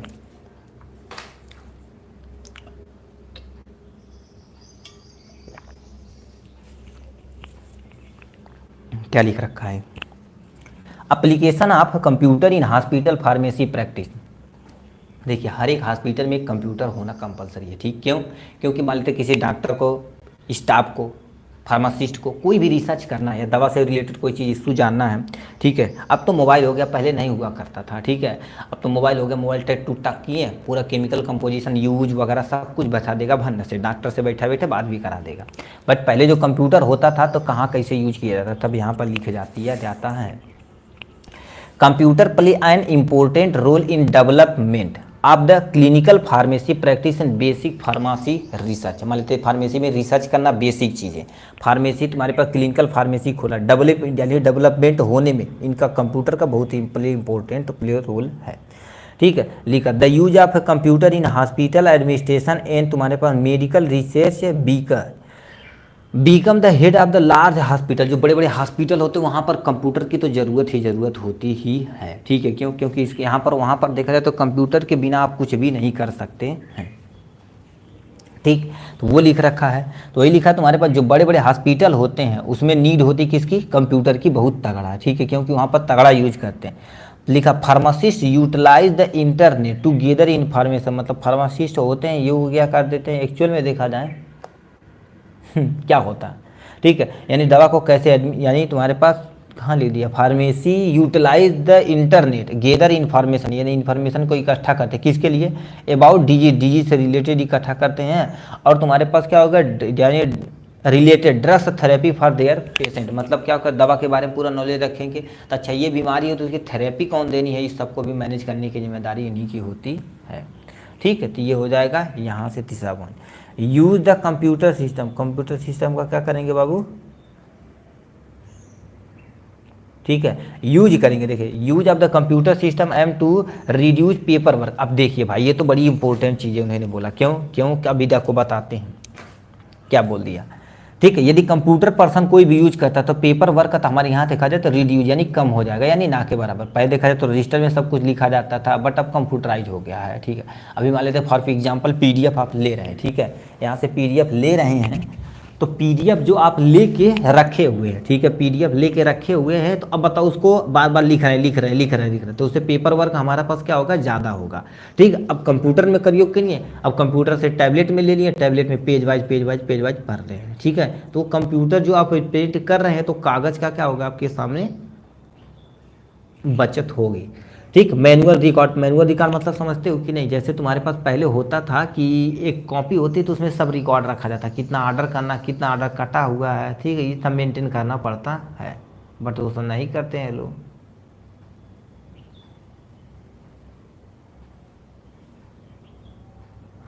ठीक, तो फिर क्या होता है, बहुत सारे लोग अपना काम करते हैं।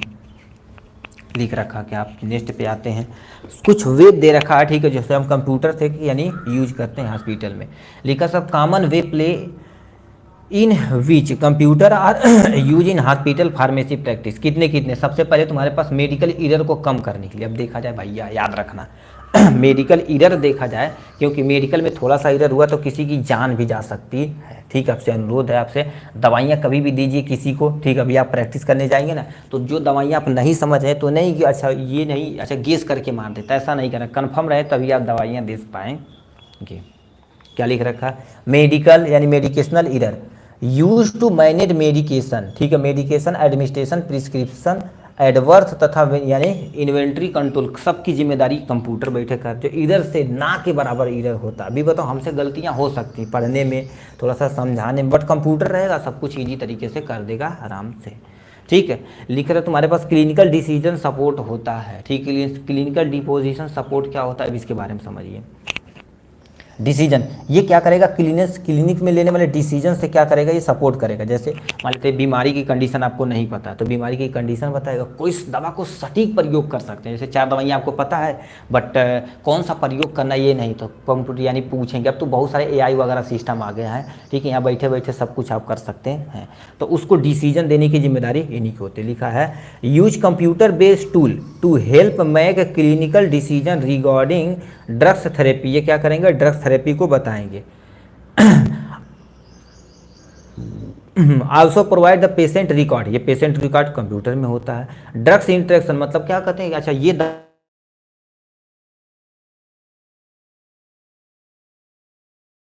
होता तुम्हारे पास लिखा है पेशेंट स्पेसिफिक इन्फॉर्मेशन, मतलब पेशेंट को कोई स्पेशल इन्फॉर्मेशन भेजना है।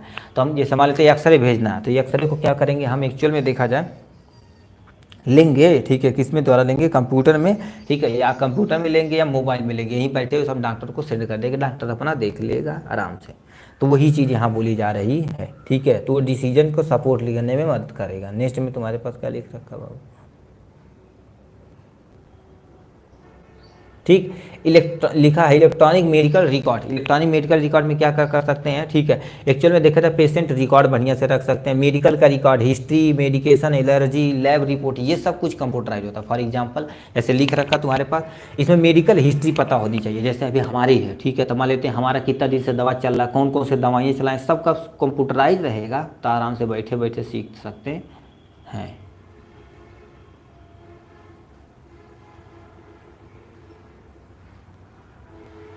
ठीक, तो इनकी जिम्मेदारी होती है रुक रुक के कभी कभी आवाज़ आ रही ना, कोई दिक्कत नहीं भाई। फिर बार कोड टेक्नोलॉजी मेथड होना चाहिए। प्रेजेंट टाइम में बार कोड मतलब ऐसे क्या कहें, दवा पैसे कहें टू, तो अब इस प्रोडक्ट की सारी इन्फॉर्मेशन आपके कंप्यूटर के अंदर आ चुकी है, अब उसे कुछ भी आप कर सकते हैं। नेक्स्ट में तुम्हारे पास लिखा देखो, स्कैन करेंगे, ट्रैक करेंगे, इजीली करेक्ट इन्फॉर्मेशन जान जाएंगे, यानी उसका एक्चुअल मैन्युफैक्चर डेट क्या होता है, ठीक, एक्सपायरी क्या होती है, डोज रूटिंग क्या होती है, यानी डोज, ठीक है, रूटिंग क्या होता है, रूट मतलब किस रूट के द्वारा हमारे शरीर के अंदर जा सकता है, ठीक है, ये सब इसके अंदर होता है। ठीक है, ड्रग्स इन्फॉर्मेशन डाटाबेस मतलब ड्रग्स से रिलेटेड जो भी डाटाबेस रहता है हमें प्रोवाइड होगा with the help of computer. Pharmacist with the access to the यानी क्या होगा, latest drugs information include the damage, ठीक है, डोजेज, गाइडलाइन फॉर, ठीक है, साइड इफेक्ट, और तुम्हारे पास इंटरेक्शन होता है, तो इन सबको क्या कर देता है, यही आराम से बता देगा, कौन, कंप्यूटर बता देगा। ठीक है, थोड़ा सा भाई सर दर्द कर रहा, ठीक है, तो इतना आपको लिखना पड़ेगा किसमें, application of computer in hospital pharmacy practice, और ये कुछ यहाँ पर नहीं लिखना पड़ेगा, काम अपना हो जाएगा। ठीक, नेक्स्ट में, ठीक, 5वां क्लिनिकल फार्मेसी क्या होता है और स्कोप ऑफ क्लिनिकल फार्मेसी, इसको हम पीडीएफ में प्रोवाइड करा देंगे, ठीक है, क्योंकि ये ज़्यादा इंपॉर्टेंट नहीं है, ठीक है, क्योंकि क्लिनिकल फार्मेसी आप जानते हैं अच्छे तरह, हॉस्पिटल फार्मेसी समझते हैं ना, जो उससे थोड़ा सा अलग होता है उसी को क्लिनिकल फार्मेसी कहते हैं, बस समझ जाना इतना। हम नेक्स्ट पे आते हैं, 6ठा number question, right about the यानी मेडिकेशनल हिस्ट्री ऑफ पेशेंट, मतलब पेशेंट की पूरी मेडिकल की हिस्ट्री जानना ही क्या कहलाता है, मेडिकल हिस्ट्री कहलाता है। अभी इसको कैसे लिखेंगे ध्यान से आप सुनिएगा, ठीक है, ये भी इंपॉर्टेंट क्वेश्चन में से एक है। ठीक है, ठीक है, इनका मेन गोल वगैरह क्या होता है, चरण स्पर्श भाई, नमस्कार। ठीक है, तो क्या लिख रखा, मेडिकल लिखा है, मेडिकल हिस्ट्री क्या होता है, लिख रखा मेडिकल हिस्ट्री क्या होता है। जैसे फॉर एग्जांपल एक हम आपको कहानी बताते हैं, देखिए, नमस्कार भाई, देखिए होता क्या, एक पेशेंट है, ठीक है, मान लेते हैं किसी पेशेंट का नाम कुछ भी XYZ कुछ भी हो सकता है, मान लें हमने X का पेशेंट नाम रख लिया, अब ये हमारे यहाँ दवाई करवाने हैं, कहेगा डॉक्टर साहब बहुत दिन से परेशान आती यार, ठीक है नहीं होता, ठीक, ये बीमारी हमें है, ठीक, तो अब कैसे इसकी हम इलाज करेंगे, सबसे पहले इसकी मेडिकल हिस्ट्री पूरा अच्छे तरीके से जानेंगे, यानी पास्ट मेडिकल हिस्ट्री क्या करेंगे, पूरा डिटेल में आप जानेंगे।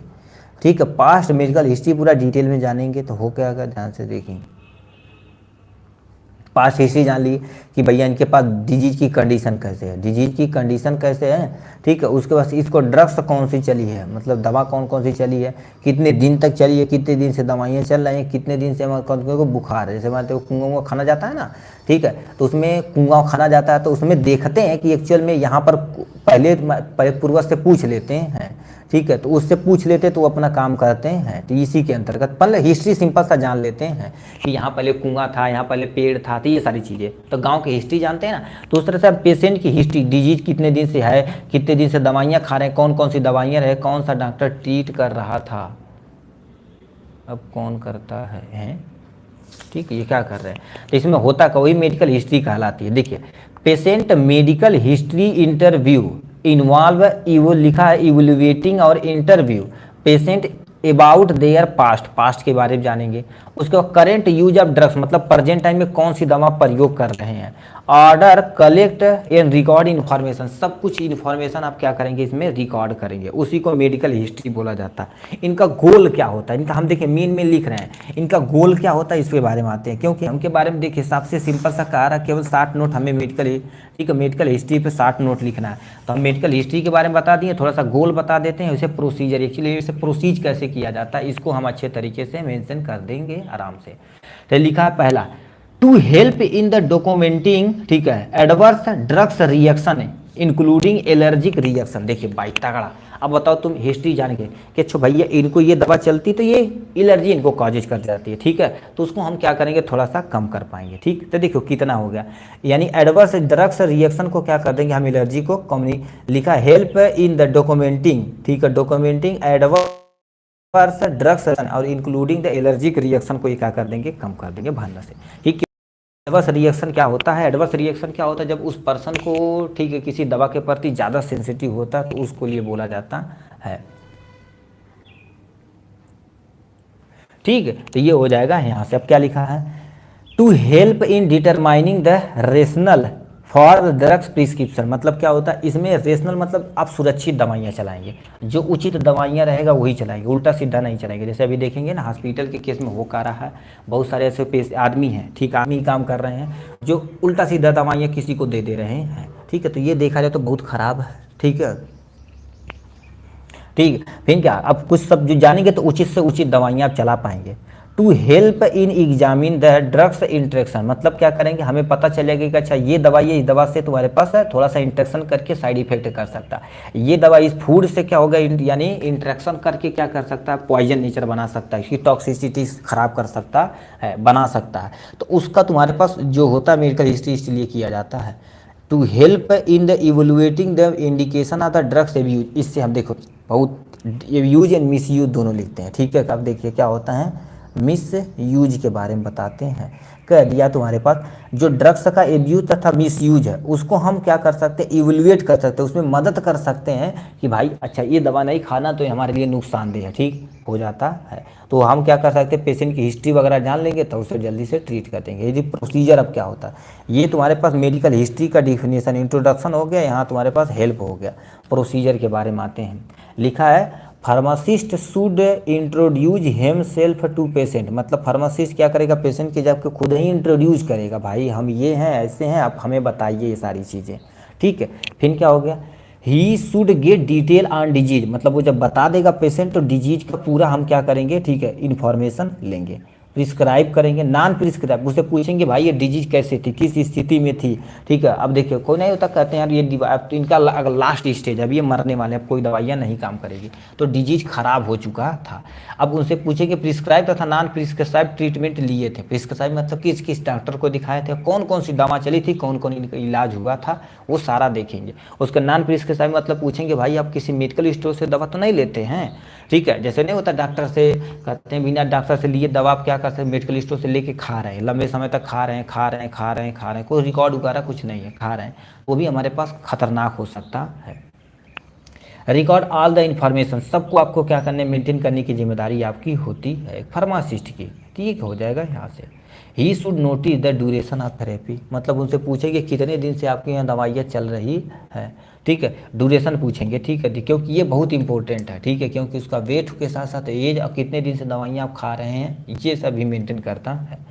लिख रखा है ही शुड यानी he should understand the patient behaviour regarding यानी टॉकिंग ड्रग्स, मतलब क्या करेंगे उस पेशेंट के बिहेवियर के भी बारे में जानेंगे, देखेंगे कैसे कैसे। अभी मान लीजिए थोड़ा सा मेंटल प्रॉब्लम है, फिजिकल प्रॉब्लम है, उसकी हेल्थ सही नहीं है।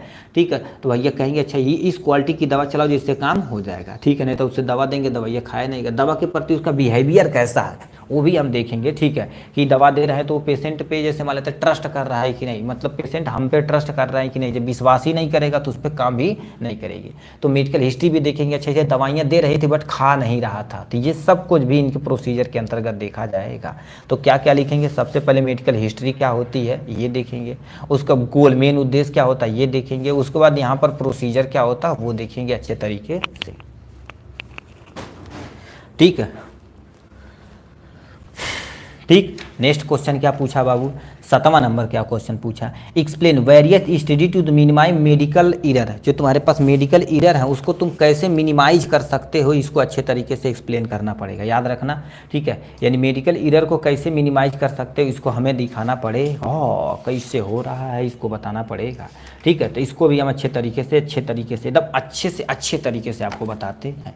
क्या लिख रखा ध्यान से सुनिए, पहले लिख रखा मेडिकल, यहाँ देखो सबसे पहले करें एक्सप्लेन वेरियस स्ट्रेटजीज हमें बताना, मतलब एक प्लान बनाना है कि हम जो ईरर है उसको कैसे कम कर सकते हैं। और ईरर किस में होगा, दवाइयों में होगा, क्योंकि हॉस्पिटल आप पढ़ रहे हैं, बीमारियों में हो सकता, पेशेंट की इन्फॉर्मेशन में हो सकता, फिर उसे कैसे मिनिमाइज किया जाता है, ये सब चीज़ हमें मेंटेन करना पड़ेगा।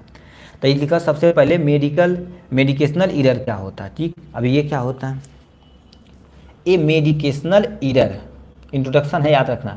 ए मेडिकेशनल ईरर इज ए, ठीक है, any preventable event that may cause or lead to inappropriated medication use of patient harm while the यानी मेडिकेशन, ठीक है, in control of the health care profession patient and consumer, उसी को क्या बोलते हैं, मेडिकेशनल ईरर। कहने का मतलब क्या होता है, देखिए एक फार्मासिस्ट अथवा डॉक्टर कोई भी हो, ठीक है, जब वो पेशेंट को क्या कर रहा है, इनऑपरेट नहीं कर पाता, जैसे अभी हम हैं, अब हम आपको सही से नहीं समझा पाते हैं तो कहेंगे भाई आपके समझाने में थोड़ा सा ईरर है, चाहे हम जो लिखे हैं इसमें थोड़ा सा ईरर है, ठीक है, तो वो तुम्हारे पास जो प्रोफेशन है, चाहे पेशेंट या कंज्यूमर, उनके बीच में सही से आप हेल्थ को कंट्रोल नहीं कर पाते हैं, या कंट्रोल करने में कुछ ना कुछ थोड़ी सी त्रुटियां होती हैं, चाहे दवा के कारण, चाहे हॉस्पिटल के कारण, चाहे मेडिकल स्टाफ के कारण, चाहे वो पेशेंट के कारण से होती है, ठीक, तो उसी को क्या बोलते हैं, मेडिकेशनल ईरर बोला जाता है, जो दवा के द्वारा मोस्टली होता है। सच इवेंट, ठीक, मे बी यानी क्या, relevant of the professional practice health care product procedure including the, ठीक, including prescribing order communication product labelling packaging, और तुम्हारे पास क्या होगा, ठीक है, namely culture compounding distribution administration education monitoring use, ये सब कुछ इसी के अंतर्गत आता है। कहने का मतलब ध्यान से सुनिए, इंक्लूडिंग यानी क्या लिखा है, प्रिस्क्राइबिंग, ठीक है, मतलब जो तुम्हारे पास जो बंदा जो पेशेंट को लिख रहा है दवाइयाँ, उसी में कहीं से थोड़ा सा मिस्टेक हो जाता है। ऑर्डर कम्युनिकेशन मतलब जो ऑर्डर कम्युनिकेट किए हैं व्यवस्था है, जैसे आप बोल रहे हैं फोन से साफ सुनाई नहीं दे रहा, बोले उससे क्या होगा, जैसे बात तो जीरो डालिए SP बोले जीरो डालिए, MR लिख दिया, तो उससे भी ईरर हो सकता है आपके मेडिकल के अंतर्गत, ठीक है। प्रोडक्ट लेबलिंग, जो प्रोडक्ट का लेबल है सही से लेबलिंग नहीं हो पा रही, ठीक है, जैसे मान लेते हैं आप दवा के ऊपर, देखिए हॉस्पिटल में होता क्या है, ऐसे रैक बना होता है, ठीक है, मान लेते हैं इसमें कोई दवाइयाँ रख दी है, जैसे मान लेते हैं आप, ठीक है, AC लॉक रख दिए, ठीक है, AC लॉक रख दिए हैं, अब ऊपर से लिखा है AC लॉक, अंदर कोई और दवाइयाँ, तो इससे भी ईरर हो सकती है। प्रोडक्ट लेबलिंग से दिक्कतें हो सकती हैं। प्रॉपर लेबलिंग, हाँ, इसलिए तुम्हारे पास नहीं प्रोडक्ट लेबलिंग मतलब प्रोडक्ट के ऊपर लेबलिंग यदि थोड़ा सा मिस्टेक रहेगा, ठीक है, उससे रिलेटेड भी इशू आ सकता है आपके मेडिकल ईरर में। प्रॉपर यदि हम जो तुम बोले हो ना प्रॉपर लेबलिंग करेंगे तो एकदम से शुद्ध रहेगा, तो वही सब हमें करना पड़ेगा, अभी हम बताएंगे, ठीक है। पैकेजिंग में कोई दिक्कत हो उससे ईरर आ सकता है। नेमनी कल्चर, नाम में थोड़ा सा क्या होगा, कन्फ्यूजन हो, जैसे नहीं से बहुत सा दवाइयाँ होती नाम सेम टू सेम होता है, हो बहुत, ठीक है, वो सब चीज़ होता है। Lock of knowledge of pharmacist, उससे वो यहाँ पर लिखेंगे भाई, यहाँ पर मिनिमाइज में लिखेंगे अभी, ठीक है, ठीक है। नेमनी कल्चर, उसके नाम में थोड़ी दिक्कत है। कंपाउंडिंग करने में आपको दिक्कत है। डिस्ट्रीब्यूशन में कहीं सही से आप नहीं कर पा रहे हैं। प्रॉपर एजुकेशन है नहीं है दवा के बारे में, मॉनिटरिंग नहीं कर पा रहे, यूज नहीं कर पा रहे, से मेडिकल ईरर आता है, ठीक है। अब टाइप ऑफ मेडिकल ईरर क्या होता है तुम्हारे पास, पहले मेडिकेशन यानी मेडिकेशनल ईरर होता है, मतलब दवाओं में ही ईरर होता है। डायग्नोस्टिक ईरर मतलब जो ट्रीटमेंट कर रहे हैं, डायग्नोस कर रहे हैं, जैसे आप हमको मान लो तो टाइफाइड है, हमको लग रहा है कि तुम्हें टाइफाइड है, दूसरी जगह चेक करवाए टाइफाइड था, दूसरी जगह चेक करवाए नहीं टाइफाइड था, ठीक है, तो ये दिक्कतें हो रही हैं, ठीक है। अभी होता है ना, बहुत सारे लोग कहते हैं, बहुत सारे क्लेम भी लेके आते हैं हॉस्पिटल में, कहते हैं कि तोरे के यहाँ अल्ट्रासाउंड कर ली तो 4 MM का पथरी, वहाँ कर ली तो रहबने के पथरी, कैसे पथरी होगा, ये होगा वो होगा, मतलब दुनिया भर का नाटक बतियाते हैं, ठीक है। तो वो जो बतियाते हैं तो उसमें ईरर हो सकता है, चाहे मशीन के द्वारा हो सकता है।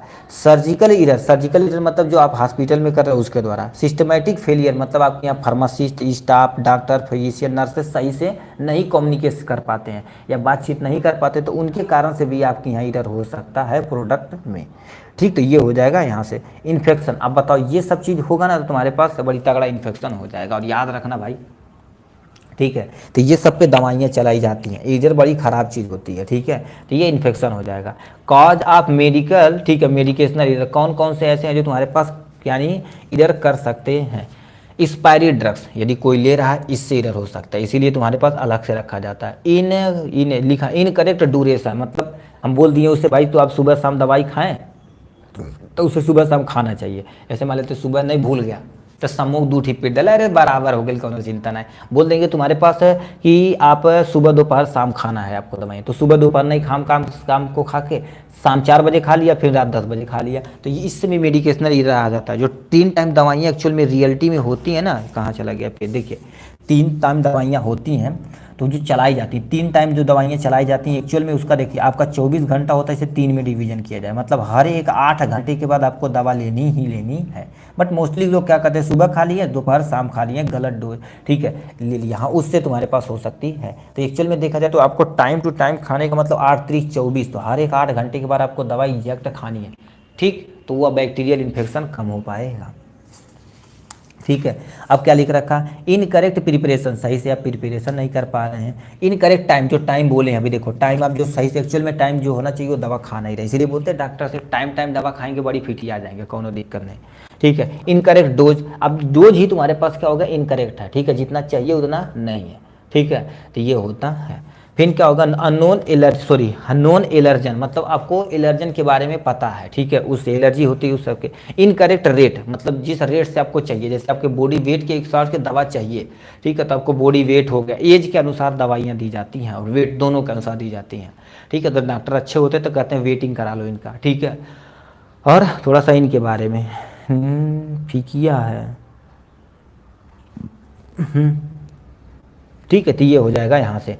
प्रॉपर तुम्हारे पास देखो इम्प्रॉपर डोजिंग, ठीक है, इम्प्रॉपर डोजिंग मतलब सही से डोजिंग नहीं कर पा रहे हैं आप, उससे भी हो सकता है। जैसे मान लेते हैं उनको, जैसे तगड़ा इन्फेक्शन है तो 3 टाइम चलाएंगे, ठीक है, 3 टाइम चलाएंगे, अब 2 टाइम चला रहा है तो धीरे धीरे वो रेसिस्टेंस हो जाएगा, तो ऐसा नहीं करना चाहिए, ठीक है। रॉन्ग यानी लिखा रॉन्ग डोज फॉर्म इरर, मतलब आप डोजिंग जो कर रहे हैं वो सही से नहीं हो रहा है, या डोजिंग या जेनरिक दवाइयों का प्रयोग कर रहे हैं, ठीक है, क्योंकि जो थोड़ा सा लेस सुटेबल होता है कंपेयर टू ब्रांड, क्योंकि ब्रांड तो ब्रांड है। रॉन्ग ड्रग्स प्रिपरेशन इरर, मतलब जो आप तो दवाइयाँ प्रिपरेशन करना चाहिए सही मेथड से नहीं करिए। फिटिया जागेगा, क्या ये मतलब, फिटिया जाएंगे, फिटिया जाएंगे, अरे यार खतरनाक बनाइए यार, हमारा कॉपी कर रहे हो जी, ठीक है, ये होगा। मॉनिटरिंग इरर हो जाएगा, मॉनिटरिंग इरर में इरर से हो सकता है, देन रख रखाव में हो सकता है, बहुत सारे कैलकुलेशन इरर, कैलकुलेशन इरर में मतलब होता है क्या, जैसे दवाइयाँ जहाँ बनाई जा रही, ठीक, दवाइयाँ जहाँ बनाई रही उसमें कैलकुलेशन सूटेबल सही से नहीं हो पा रहा है, ठीक है, क्योंकि सब मशीनें करती हैं, उसमें कहीं से थोड़ा सा इरर आ जाए तो उससे हो सकता है। लिखा लॉक ए, ठीक है, लुक ए लाइक, साउंड ए लाइक इरर हो सकता है, मतलब लासा ड्रग्स होती, कुछ ऐसी दवाइयाँ होती जो मिलती जुलती नामों से हो सकती हैं, जैसे मान लेते उन्हें, ठीक है, ओमाप्राजोल देना तो हम मुंडम उठा के दे देंगे ठीक है, तो दिक्कत हो जाएगी, ठीक, तो इससे तुम्हारे पास दिक्कत हो सकती है। जैसे बहुत दवाइयाँ होती है जो नाम लगभग लगभग सुनने में होता, तो उन सब से इरर हो सकता है। अब इरर को कैसे तुम्हें कम करना है, तो लिखा है स्ट्रेटजी टू यानी मिनिमाइज ड्रग्स यानी मेडिकेशनल इरर, कैसे तुम क्या कर सकते हैं, ये हो जाएगा, ठीक है। तब ये होगा क्या, 1 prescription should be written for the each medication, मतलब एक प्रिस्क्रिप्शन होना चाहिए, ठीक है, जो सब पे होना, जैसे अभी बोला जाता ना कि कहाँ दिखाए थे, किसको दिखाए थे, तो बहुत सारे अच्छे जो डॉक्टर होते हैं कहते कहाँ दिखाए, तो उसका भी प्रिस्क्रिप्शन देखते हैं, अच्छा ये दवाइयाँ चलाया था, ठीक है, तो यहाँ पर ये गलती किया था, इसके साथ ये दवाई नहीं, तो उसको हम देख के उसे मैनेज करेंगे, ठीक है, तो इससे हो सकता है। प्रिस्क्रिप्शन में गलती हो सकती है, लिखने में थोड़ा बहुत गलती हो सकती है कि जो पेशेंट यानी डॉक्टर जो लिख रहा है फार्मासिस्ट नहीं दे पा रहा, उससे भी हो सकती है, तो इन सबको कॉपरेट करने का काम होता है। लिखा है बी साइड साइनिंग, ठीक है, साइन मतलब वो लिखने वाला, ठीक है, prescription the name should be always to of the circle on the pre यानी रीप्रिंटेड प्रिस्क्रिप्शन पैड, मतलब क्या होगा, जो तुम्हारे पास पैड हो चुका, लाइन एथिक्स का सुपर 25 क्वेश्चन बना दिए, इंग्लिश मीडियम बना दिया गया, हिंदी मीडियम बनाया ही जाएगा, ठीक, उसी की तैयारी चल रही है। अरे भाई देखो सुपर 25 क्वेश्चन यदि हम चालेंगे ना तो 2 से 3 दिन के अंदर सब खत्म हो जाएगा भाई, ठीक है, एक दिन 2 3 झोंकेंगे, ठीक है, देखो धीरे धीरे पढ़ाने दीजिए, उतना ही पढ़िए भाई कि आप उतना कॉन्सेप्ट क्लियर कर लीजिए भाई, ठीक है। बहुत सारे कारण सर लेट हो रहा है, बताओ तुम आज एक्चुअल में कितना तारीख है, 27 है, 3 7 9, अभी 13 दिन है भाई, कोई टेंशन नहीं, ठीक है, 13 14 दिन है, उसका टेंशन मत लो, ठीक है, 12 13 दिन है, उसका टेंशन आप मत लीजिए।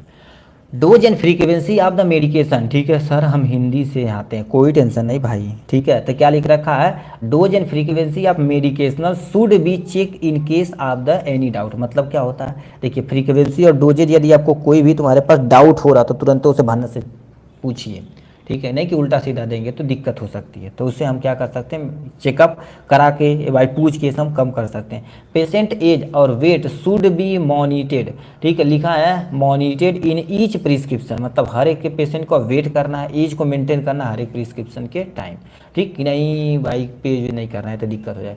पेज यानी लिखा पेशेंट लीवर रीनल फंक्शन, ठीक है, should be check before the prescription any medicine, मतलब उसका liver function test, kidney function test, जिसे रीनल फंक्शन टेस्ट बोलते हैं, ये सब मैनेज करवाएंगे। ठीक है, हमें पता चल जाएगा कि अच्छा इसे लीवर में ख़राब है, किडनी में खराबी है, ठीक है, और भी बीमारियाँ हैं। जैसे मान लेते हैं हमें बुखार बार बार होता है, तो अब दवाइयाँ चलाएंगे तो इधर आएगा ही आएगा। तो उससे टाइफाइड चेक करवा लेंगे, सोलवेनिल पॉजिटिव रहेगा, उसका टाइफाइड पॉजिटिव रहेगा, तो उसे हम वही सटीक दवा चला देंगे, बस फिट आ जाएगा। ठीक, तो वो हो जाता है यहाँ से। डूरिंग ऑफ थेरेपी के समय देखा जाए तो शुड बी मेंशन, ठीक है, mention the instead of using the triple x number, यानी नंबर ऑफ पिल, यानी होता है नंबर ऑफ पिल्स तुम्हारे पास क्या होता है इन, ठीक है, ये तुम्हारे पास PIL होता है। ठीक है, ड्यूरेशन होना चाहिए, ठीक है, और ऐसे क्रॉस का चिन्ह होना चाहिए। पिल मतलब क्या होता है, जैसे लीफलेट नहीं निकलता है पेशेंट के लिए, ठीक है, पेशेंट, ठीक है, इन्फॉर्मेशन लीफलेट होता है, दवा की पूरी इन्फॉर्मेशन होनी चाहिए। जैसे मान लेते हैं हमें ये कोई दवा देनी है, एक्चुअल में ये, ठीक है, वो क्या है, अरे भाई ये तो दे दिए जी, ठीक है, वो मिटकौना है, ठीक है, तो अब हो का रहा मिटकौना जो है, तो मिटकौना कैसे है, किससे बना है, कहाँ से बना है, तो उसमें हम यदि लिख देंगे तो हम पढ़ लेंगे। तो सर हर एक दवाइयों में क्या होनी चाहिए, ठीक है, यानी ऐसे ये पिल होना चाहिए, ठीक है, पिल होना चाहिए जिससे वो अपना पढ़ लेगा पेशेंट, इधर कम करने के लिए पेशेंट के लिए होता, हाँ, ठीक है, वो होता। A condition for which the patient is being treated should be, ठीक है, मेंटेन द प्रिस्क्रिप्शन, मतलब इससे क्या कर सकता है पेशेंट अपने आप को, ठीक है, लीफलेट होता है। प्रिस्क्रिप्शन क्या करेगा, उससे रिलेटेड कोई भी इन्फॉर्मेशन रहेगा तो प्रिस्क्रिप्शन से जो वो पेशेंट रहेगा वो अपने आप को मैनेज करेगा उस कंडीशन को जानते हुए। तो इन तरह से हम क्या कर सकते हैं, ठीक है, उसे मिनिमाइज किया जा सकता है। ठीक, तो इस तरह से देखा जाए तो हमने क्या कर दिया, सातों क्वेश्चन को अच्छे तरीके से हमने क्या कर दिया, कवर कर लिया है। अब हम चलते हैं पार्ट बी की तरफ, रुक करते हैं। पार्ट बी भी देखा जाए तो थोड़ा सा सटीक क्वेश्चन है। क्या दिए रखा है, सबसे पहले हॉस्पिटल फार्मेसी क्या होती है, कम्युनिटी फार्मेसी क्या होती है। अब भाई ये तो भाई बहुत इजी क्वेश्चन है। हॉस्पिटल फार्मेसी जो आप पढ़े हैं उसी को उठा के यहाँ चेप दीजिए, ठीक है। उसका कम्युनिटी फार्मेसी, जो कम्युनिटी फार्मेसी आप सब्जेक्ट है उससे थोड़ा सा लिख दीजिए। देखिए आपको दो चीज़ लिखना पड़ेगा, डिफरेंस मतलब क्या होगा। सबसे पहले देखिए एक्चुअल में हॉस्पिटल, ठीक है, हॉस्पिटल फार्मेसी क्या होता है इसके बारे में आप थोड़ा सा हेडिंग डाल के थोड़ा सा लिख देंगे। इसका ऑब्जेक्टिव क्या होता है उसका उद्देश्य लिख देंगे, ठीक। फिर दूसरा हेडिंग आप डालेंगे, यहाँ पर तुम्हारे पास क्या होगा, कम्युनिटी फार्मेसी, इसके बारे में थोड़ा सा लिख देंगे और यहाँ से ऑब्जेक्ट लिख देंगे। इसका ऑब्जेक्ट तो मतलब ऑब्जेक्टिव लिखेंगे, इनका क्या होता है, ठीक। तो ये आप लिख देंगे, अपना काम हो जाएगा। तो हम क्या कर देते हैं, ठीक है, पेशेंट लीफलेट होता है क्या, पेशेंट लीफलेट क्या होता है, पेशेंट के लिए एक लीफलेट होता है। जैसे पेन की पूरी इन्फॉर्मेशन एक कागज़ पे लिख के आपको दे दिया जाता है, पेन की पूरी इन्फॉर्मेशन आपको मिल जाएगी कि नहीं, उसी तरह से ये भी होता है, ठीक है। तो यहाँ पर क्वेश्चन में हमसे कह दिया है फार्मेसी हॉस्पिटल क्या होता है, कम्युनिटी फार्मेसी हॉस्पिटल क्या होता है, इसको बारे में थोड़ा सा ही कहते हैं। तो सबसे पहले हम समझते हैं हॉस्पिटल फार्मेसी क्या होता है। हॉस्पिटल फार्मेसी क्या होता है, उसके कम्युनिटी फार्मेसी को ले लेंगे आराम से, ठीक है। ये तो कम्युनिटी फार्मेसी है भाई, हम तो तेरे हैं, ठीक है। तो सबसे पहले हॉस्पिटल फार्मेसी के बारे में थोड़ा सा नॉलेज लेते हैं, ठीक। हॉस्पिटल फार्मेसी क्या होता है, मतलब सिंपल सा, ऐसी फार्मेसी जो हॉस्पिटल में ओपन होती है उसे हॉस्पिटल फार्मेसी कहते हैं। तो क्या लिखा है, हॉस्पिटल फार्मेसी जब, ठीक है, is the health care service which comprise, यानी क्या होता है, कंप्राइजेज द आर्ट प्रैक्टिस होता है। मतलब आप क्या करते थे, इसमें आर्ट अथवा प्रैक्टिस होता है और profession of the choosing, preparing, storing, compounding और डिस्पेंसिंग ऑफ मेडिसिन। आपको इसमें सिखाया जाता है कि दवा को कैसे प्रिपेयर करना, दवा को कैसे स्टोरेज करना, दवा को कैसे कंपाउंडिंग करना, डिस्पेंसिंग कैसे करना, ये सब चीज़ मेंटेन करता है, ठीक है। Medical device advising health care professional, ठीक है, प्रोफेशनल होता है। पेशेंट ऑन देयर सेफ होना चाहिए और तो उसके साथ इफेक्टिव होना चाहिए तथा इफेक्टिव मैनर में देना चाहिए, उसको क्या बोलते हैं, ठीक है। ये हॉस्पिटल फार्मेसी का काम होता है, ठीक है, ये होगा hospital pharmacy. Function of the receiving, storage तथा डिस्पेंसिंग ड्रग्स, यानी प्रिस्क्रिप्शन सबसे पहले लेते हैं, रिसीविंग, स्टोरेज, उससे क्या कर देते हैं, स्टोरेज जहाँ पर करना रहता है सूटेबल जगह कर देंगे। डिस्पेंसिंग ड्रग्स को हम मैनेज करते हैं, दवा को डिस्पेंस करते हैं। और मेडिसिन टू पेशेंट, पेशेंट को हम क्या कर देते हैं, भेजने का काम करते हैं, ठीक। तो पेशेंट के लिए हम तो कमो करते हैं, ठीक है। लिखा फार्मेसी हॉस्पिटल में आल्सो मैन्युफैक्चर, ठीक है, मैन्युफैक्चर फार्मास्यूटिकल तथा पेरेंटल प्रोडक्ट। मतलब जो तुम्हारे पास फार्मेसी हॉस्पिटल होते हैं वो पेरेंटल प्रोडक्ट भी क्या कर देते हैं, मैनेज करते हैं, ठीक है। ड्रग्स को मैनेज करने की जिम्मेदारी यही होती है, तो ये सब करने की जिम्मेदारी इनकी होती है। तो ये हो जाएगा यहाँ से। अब थोड़ा सा उद्देश्य लिखने का मन करे तो यहाँ से क्या कर देंगे, वो ऑब्जेक्टिव लिख देंगे, ठीक है। ऑब्जेक्टिव ऑफ हॉस्पिटल फार्मेसी, इनका उद्देश्य क्या था, यानी दवाइयाँ, ये सेफ होना चाहिए तथा इफेक्टिव होना चाहिए, ठीक है, ये यूज ऑफ मेडिसिन वही लिखा गया। To provide accurate dispensing of medicine, मतलब कोई भी आपको कोई भी पेशेंट आया तो एक चेक तथा एक्यूरेट आपको दवा डिस्पेंस करनी है कि नहीं उसी में बदल देते हैं, ऐसा नहीं करना चाहिए, बदलेंगे तो आप रह जाएंगे, ठीक है। पैसे के लिए थोड़ा बहुत करते हैं लोग, बट तो करना नहीं चाहिए, ठीक है। To monitor manage drugs therapy, मतलब क्या करेंगे, जो तुम्हारे पास ड्रग्स थेरेपी है उसको मैनेज करेंगे और उसे मॉनिटरिंग करने की जिम्मेदारी देंगे, ठीक है। टू मेंटेन प्रॉपर स्टोरेज, यानी प्रॉपर स्टोरेज करेंगे एंड इन्वेंट्री ऑफ मेडिसिन, मतलब इन्वेंट्री मतलब रख रखाव के बारे में, स्टॉकिंग जिसे बोलते हैं, ठीक है, उसके बारे में हम मैनेज करेंगे एक हॉस्पिटल फार्मेसी में। Provide well educated health care professional और पेशेंट शुड, यानी अबाउट, ठीक है, यहाँ से अबाउट होना चाहिए, अबाउट ड्रग्स यूजेज के बारे में, ठीक है। डॉक्टर से कांटेक्ट रखना चाहिए, उससे भी तुम्हारे पास होता है, ठीक। तो ये तुम्हारे पास हो जाएगा इनके बारे में। अब इसी के नीचे हमारे पास हॉस्पिटल फार्मेसी हो गया, अब यहाँ पर हमसे लिख दिया कम्युनिटी फार्मेसी और इसका उद्देश्य लिख देंगे, अपना काम हो जाएगा, ठीक है। तो आपके सामने ये रहा कम्युनिटी फार्मेसी के बारे में। तो कम्युनिटी फार्मेसी क्या होता है, उसका नीचे उद्देश्य लिखा गया, बस इतना इतना लिख देंगे, काम अपना हो जाएगा। क्या लिख रखा है, कम्युनिटी फार्मेसी जो branch of pharmacy that deal with the various area of patient care, ये भी पेशेंट का केयर करते, बट ये कम्युनिटी में करते, वो केवल और केवल हॉस्पिटल में करते हैं, ये चाहे जहाँ कर सकते हैं, ठीक है। Patient care, drug dispensing, advising patient on safe और रेशनल यूज ऑफ ड्रग्स को करने का काम करते हैं, मतलब ये सोसाइटी में काम करते हैं, ठीक है। फिर क्या लिख रखा है, community pharmacy is by for the most popular form of the pharmacy that of the provide medication, ठीक है। ये अब वो केवल हॉस्पिटल में कोई टेंशन नहीं, अब ये क्या कर देते हैं, फेमस होते हैं, पॉपुलर होते हैं, ठीक है, उसी पे वो काम करते हैं कि तुम्हारे पास प्रोवाइड मेडिकेशन, ये मेडिकेशन को प्रोवाइड करते हैं, हेल्थ एडवाइस करते हैं, ठीक है, एडवाइस टू द जनरल यानी पीपल के लिए क्या कर देते हैं, हेल्थ एडवाइस करते हैं, मतलब एरिया में है, अब कोई आया पेशेंट, ठीक है, तो उससे हम क्या करेंगे भाई, ये दवा एडवाइस कर देते हैं, ये खा लो तो ज़्यादा सूटेबल रहेगा, ठीक है। तो ये सब करने की जिम्मेदारी एक कम्युनिटी फार्मेसी की होती है। Community pharmacy deal with the compounding, counselling, dispensing of drugs to the patient, ये भी पेशेंट के लिए काम करते हैं, ठीक, ये हो जाएगा यहाँ से। अब नेक्स्ट पे तुम्हारे पास क्या आता है, इनका उद्देश्य क्या होता है, ठीक है।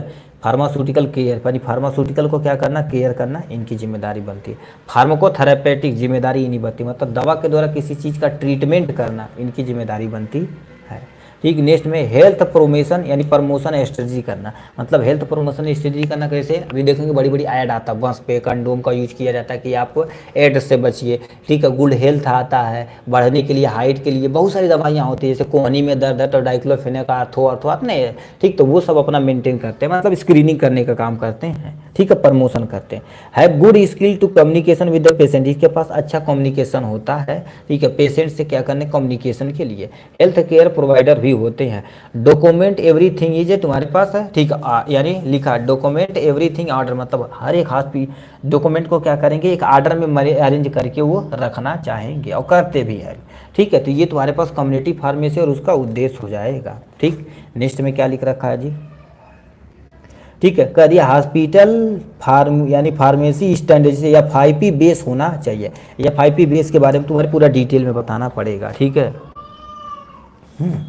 ठीक। इसके बारे में हम पढ़ते हैं अच्छे तरीके से, 43 पेज नंबर, ठीक है, ठीक। तो ये आपके सामने लिख रखा, देखिए हॉस्पिटल फार्मेसी रिलेटेड या 5P स्टैंडर्ड स्टेटमेंट होता, सॉरी ब्रदर, ठीक है, इसके बारे में बताना पड़ेगा। तो क्या लिख रखा, ध्यान से सुनिए, ठीक है।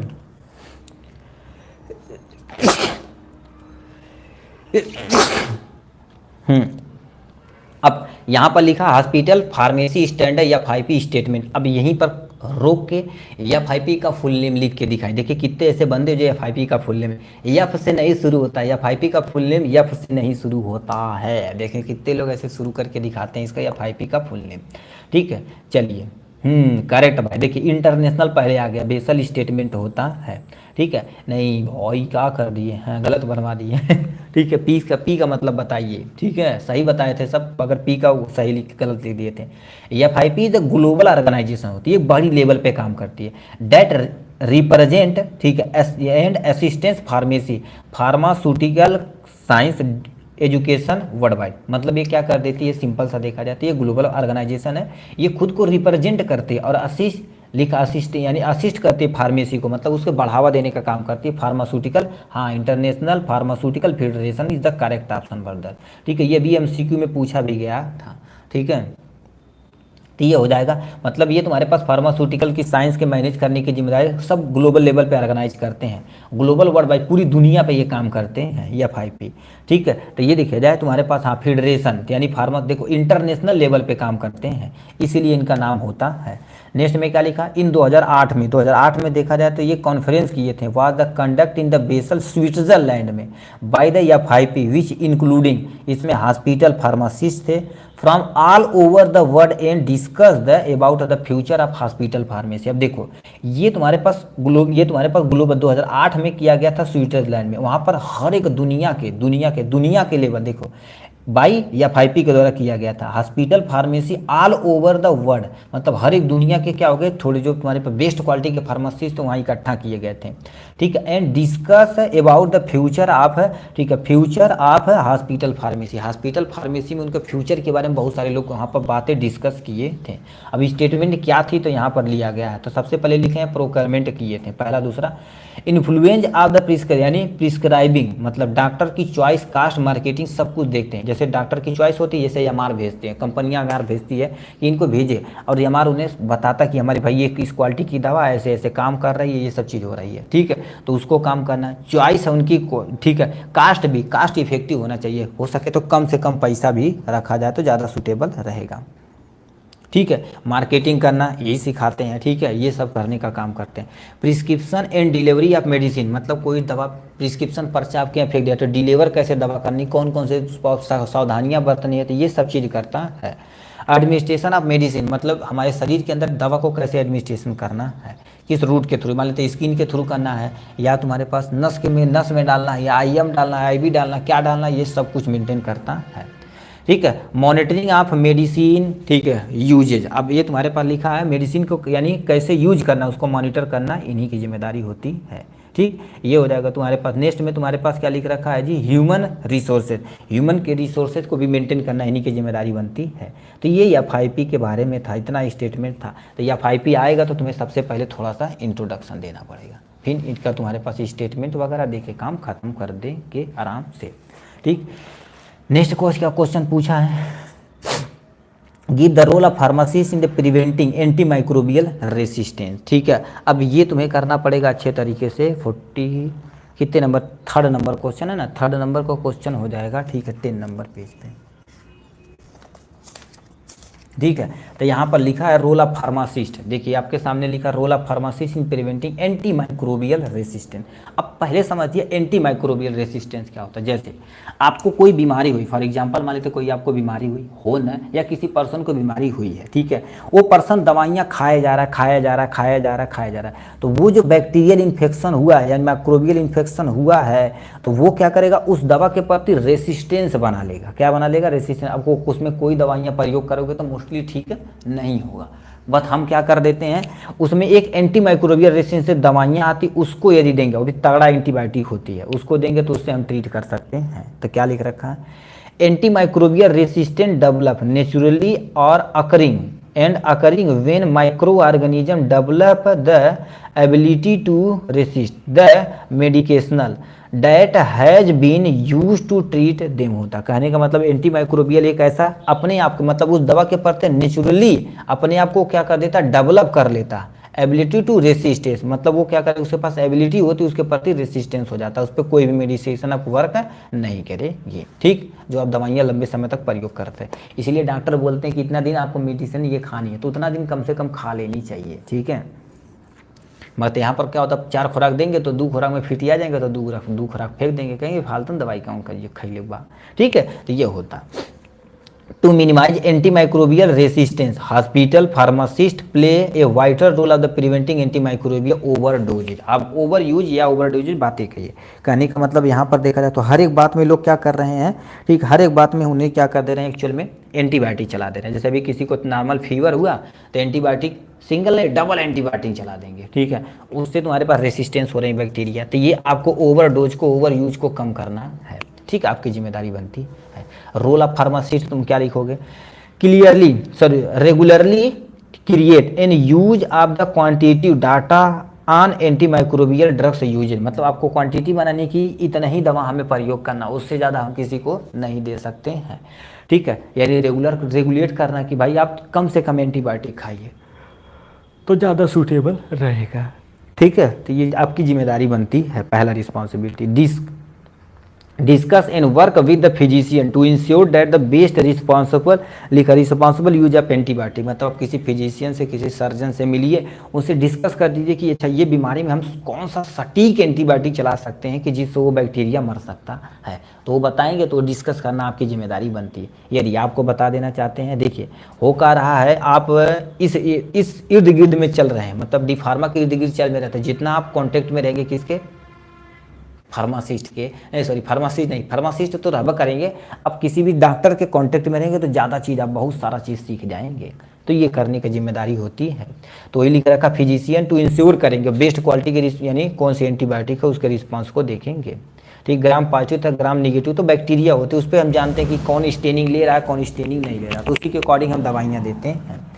Provide a general medication therapy management, इसको मेंटेन करते हैं, गाइड करते हैं हॉस्पिटल ऑन द, ठीक है, selection application of the suitable antibiotic disinfectant, मतलब हम क्या कर देते हैं, उन्हें गाइड करते हैं हॉस्पिटल को कि हमें क्या करना पड़ेगा, सिलेक्शन करना और एप्लीकेशन करना सूटेबल एंटीबायोटिक की, नहीं आप घटिया क्वालिटी हम पैसे के लिए चला रहे हैं ये दवाइयाँ, और हो भी रहा है इस टाइम और चलता भी है, ठीक है। तो ये होता है इनके बारे में। तो यहाँ पर क्या हो जाएगा, रोल ऑफ फार्मासिस्ट, ठीक है। सबसे पहले क्या लिखेंगे, एंटीमाइक्रोबियल एजेंट होता क्या है, रोल ऑफ फार्मासिस्ट लिखेंगे, अपना काम हो जाएगा, ठीक है। तो इतना आपको क्या करना पड़ेगा, लिखना पड़ेगा, ठीक है। नेक्स्ट क्वेश्चन क्या दे रखा, चौथा नंबर क्वेश्चन क्या बोला, चौथा नंबर क्या दे रखा, हाई, ठीक है, रिस्क ड्रग्स क्या होती है, इसको हम कैसे रिड्यूज कर सकते हैं, इसको आपको अच्छे तरह क्या करना पड़ेगा, मेंटेन करना पड़ेगा, ठीक है। हाई रिस्क ड्रग्स क्या होती है इसके बारे में बताना पड़ेगा, ठीक है। और क्या कहा जी, स्ट्रेटजी यूज टू रिड्यूज, मतलब कैसे तुम उसे क्या कर सकते हो, रिड्यूज कर सकते हो हाई रिस्क ड्रग्स को। तो ये सामने लिख रखा हाई रिस्क ड्रग्स, कुछ ऐसी दवाइयाँ होती है जो बड़ी खतरनाक टाइप में होती है, जैसे नार्कोटिक लेवल पे होती हैं।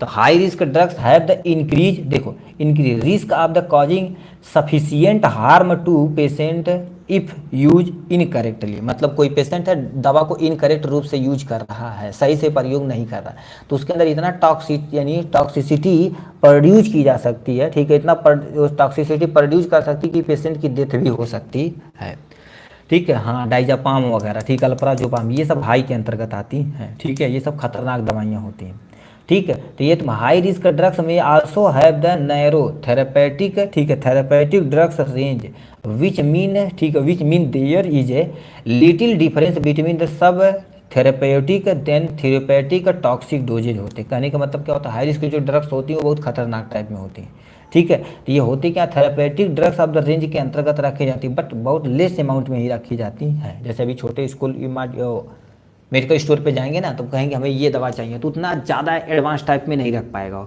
लो रिस्क दवाइयाँ रखेगा, ठीक है, ज़्यादा हाई रिस्क दवाइयाँ रखेगा तो वही पकड़ा जाएगा, दिक्कत हो जाएगी उसके लिए, ठीक है। अब एग्जाम्पल आप हाई रिस्क ड्रग्स का दे रखा, एडर्नर्जिक ऑर्गेनोस्टिक में इपिनेफ्रिन आता, नॉरएफ्रिन इसका एग्जाम्पल हो जाएगा, ठीक। नेक्स्ट में तुम्हारे पास एंटी रेदमिक ड्रग्स आता है जिसमें लिडोकेन हो जाता है, एमिडो, ठीक है, एमिडाड्रोन आता है, और कीमोथेरेपेटिक एजेंट में जैसे ऑक्सीटोसिन, इंसुलिन हो जाएगा, और तुम्हारे पास क्या हो जाएगा, कोल्चिसिन हो जाएगा।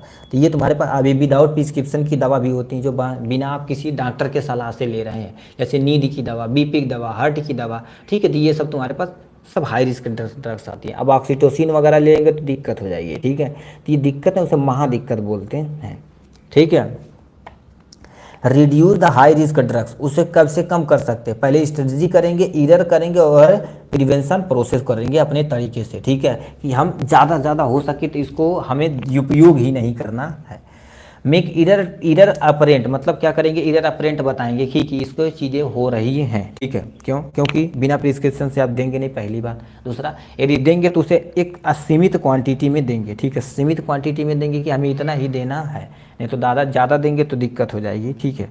तो ये होता है, ठीक। लिखा मिनिमाइज द, लिखा है consequence of the error that reach the patient, मतलब क्या कर रखा है, जब मिनिमाइज हो सके, ठीक है, पहले स्टेप पे चलाइए, अब जब वो क्योर हो जाए तो उसे कम से कम उस दवाइयों को चलाएं तो ज़्यादा सूटेबल रहेगा। ठीक है, तो ये तुम्हारे पास रिड्यूस करने की स्ट्रेटजी है। ठीक है, लोगों को एजुकेट करेंगे कि ये हाई रिस्क दवाइयाँ नहीं ले रहे हैं। ठीक है, क्योंकि लोगों को लत लग जाती तो वही दवाइयाँ ही लेती हैं।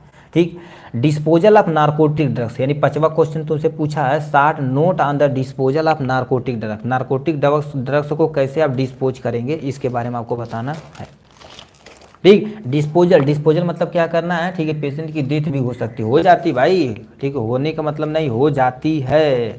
ठीक है, हम खुद ही देखें बहुत सारे ऐसे पेशेंट जो हो जाती है। ठीक, अब नारकोटिक ड्रग्स का क्या होता है यहाँ पर आते हैं। नारकोटिक ऐसे जैसे तुम्हारे पास अफीम हो गया, चरस हो गया, गांजा हो गया, ठीक है, ओपियम हो गया, ये सब इसी के अंतर्गत आते हैं। ठीक है, तो क्या लिख रखा है, narcotic drugs also known as control substance होते हैं। ठीक है, हमारे कंट्रोलर सब्सटेंट होते हैं क्या, ये अपने अंदर हमको कंट्रोल कर लेते हैं। जैसे अभी गांजा ज़्यादा फूंक दिए तो उसके कंट्रोल में हो जाएंगे, अपने कंट्रोल में अपना काम नहीं कर पाएंगे। ओपियोइड हो जाएगा, कोडीन हो जाएगा, मॉर्फिन हो जाएगा, फेंटानाइल हो जाएगा, तो ये सब इसके एग्जाम्पल होते हैं। एनडीपीएस मतलब क्या होता है भाई, नहीं समझे? अच्छा, रूल वगैरह बता रहे हैं। ठीक, तो लाइन इथिक्स में है। ठीक, अभी हाँ वो भी तो यहाँ पर दिया गया। इसके अंतर्गत are regulate under the control drugs. ठीक है, सब्सटेंस एक्ट की तरह जाता है, नारकोटिक एंड साइकोटिक सब्सटेंस के अंतर्गत आता है। इसके लिए भी लाइन इथिक्स में एक रूल होता है कि कितना उपयोग कर सकते हैं, तो भी आप यहाँ से ला सकते हैं, कोई दिक्कत नहीं है। ठीक है, तो ये हो जाएगा। अब डिस्पोजल कैसे करना, सबसे पहले return to supply and manufacture, मतलब हो सके यदि आप यहाँ एक्सपायर हो, नज़दीकी एक्सपायर वाली है तो उसको क्या करना, जहाँ से लाए हैं वहाँ पर वापस कर देंगे। ठीक है, वो क्या करेगा, मैन्युफैक्चर के पास भेजेगा, वो अपना डिस्पोज जैसे करना रहेगा वो करेगा। ठीक है,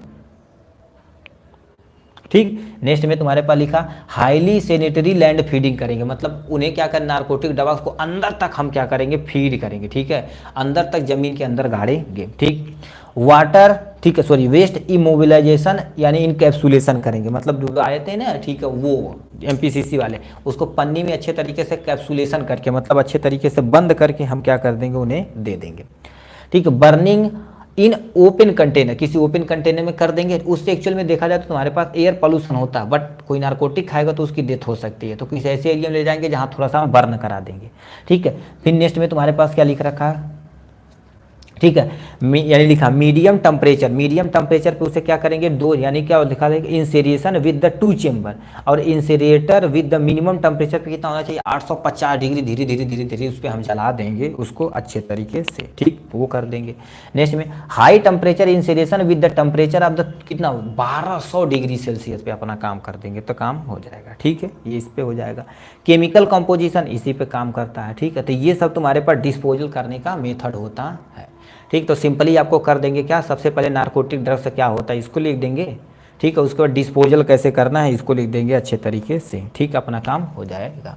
ठीक, नेक्स्ट में क्या लिख रखा है, क्वेश्चन है नारकोटिक के बाद तुम्हारे पास लिखा है, right, 60 note on distribution of drugs, ICCU, ICU, NICU, emergency ward, मतलब इसमें आपको दवा कैसे डिस्ट्रीब्यूट करना, और ये क्वेश्चन देखा जाए तो बहुत इंपॉर्टेंट है भाई, ये बार बार क्वेश्चन पूछा ही जाता है। ड्रग डिस्ट्रीब्यूशन तो एक से क्वेश्चन कन्फर्म पूछा ही जाता है। ठीक है, अब हमें क्या करना पड़ेगा, इन सब में हमें बताना पड़ेगा। ठीक है, यहाँ पर लिख रखा देखिए, distribution of drugs ICCU, NICU, ICU और तुम्हारे पास इमरजेंसी वार्ड। अब ड्रग्स डिस्ट्रीब्यूशन होता क्या है, ठीक है, तो क्या लिख रखा है, there are the specialised hospital unit, लिखा है reserve for patient with the life threatening alignment होता हु, इनको यह लिखा है you require cases monitoring and extensive treatment होता है। कहने का मतलब देखा जाए तो होता क्या, सिंपल सा समझिए हमारी भाषा में, देखा जाए तो एक तरह का सिंपल सा डिस्ट्रीब्यूशन होता है कि दवाओं को किस जगह आपको कैसे बांटना है। ठीक है, उसको मेंटेन करना आपका काम होता है। तो इसमें सबसे पहले NICU में कैसे दवा आप बांटेंगे, ICU में, ICU मतलब इंटेंसिव केयर यूनिट होती है। अब इंटेंसिव केयर यूनिट क्या होती है, also refer as the intensive therapy unit बोला जाता है, इंटेंसिव ट्रीटमेंट यूनिट बोला जाता है, या क्रिटिकल केयर यूनिट बोला जाता है, CCU के नाम से भी जाना जाता है। ठीक, ICU जी स्पेसिफिक डिवीजन फॉर, ठीक है, division for the critical ill people who of the require intensive care of the patient monitor. इसमें क्या होना चाहिए आपको, ठीक है, दवा आपको ले आके देनी है, मॉनिटरिंग करनी है, नर्सेस में पे मिलना है, ये सब चीज़ काम करना पड़ेगा।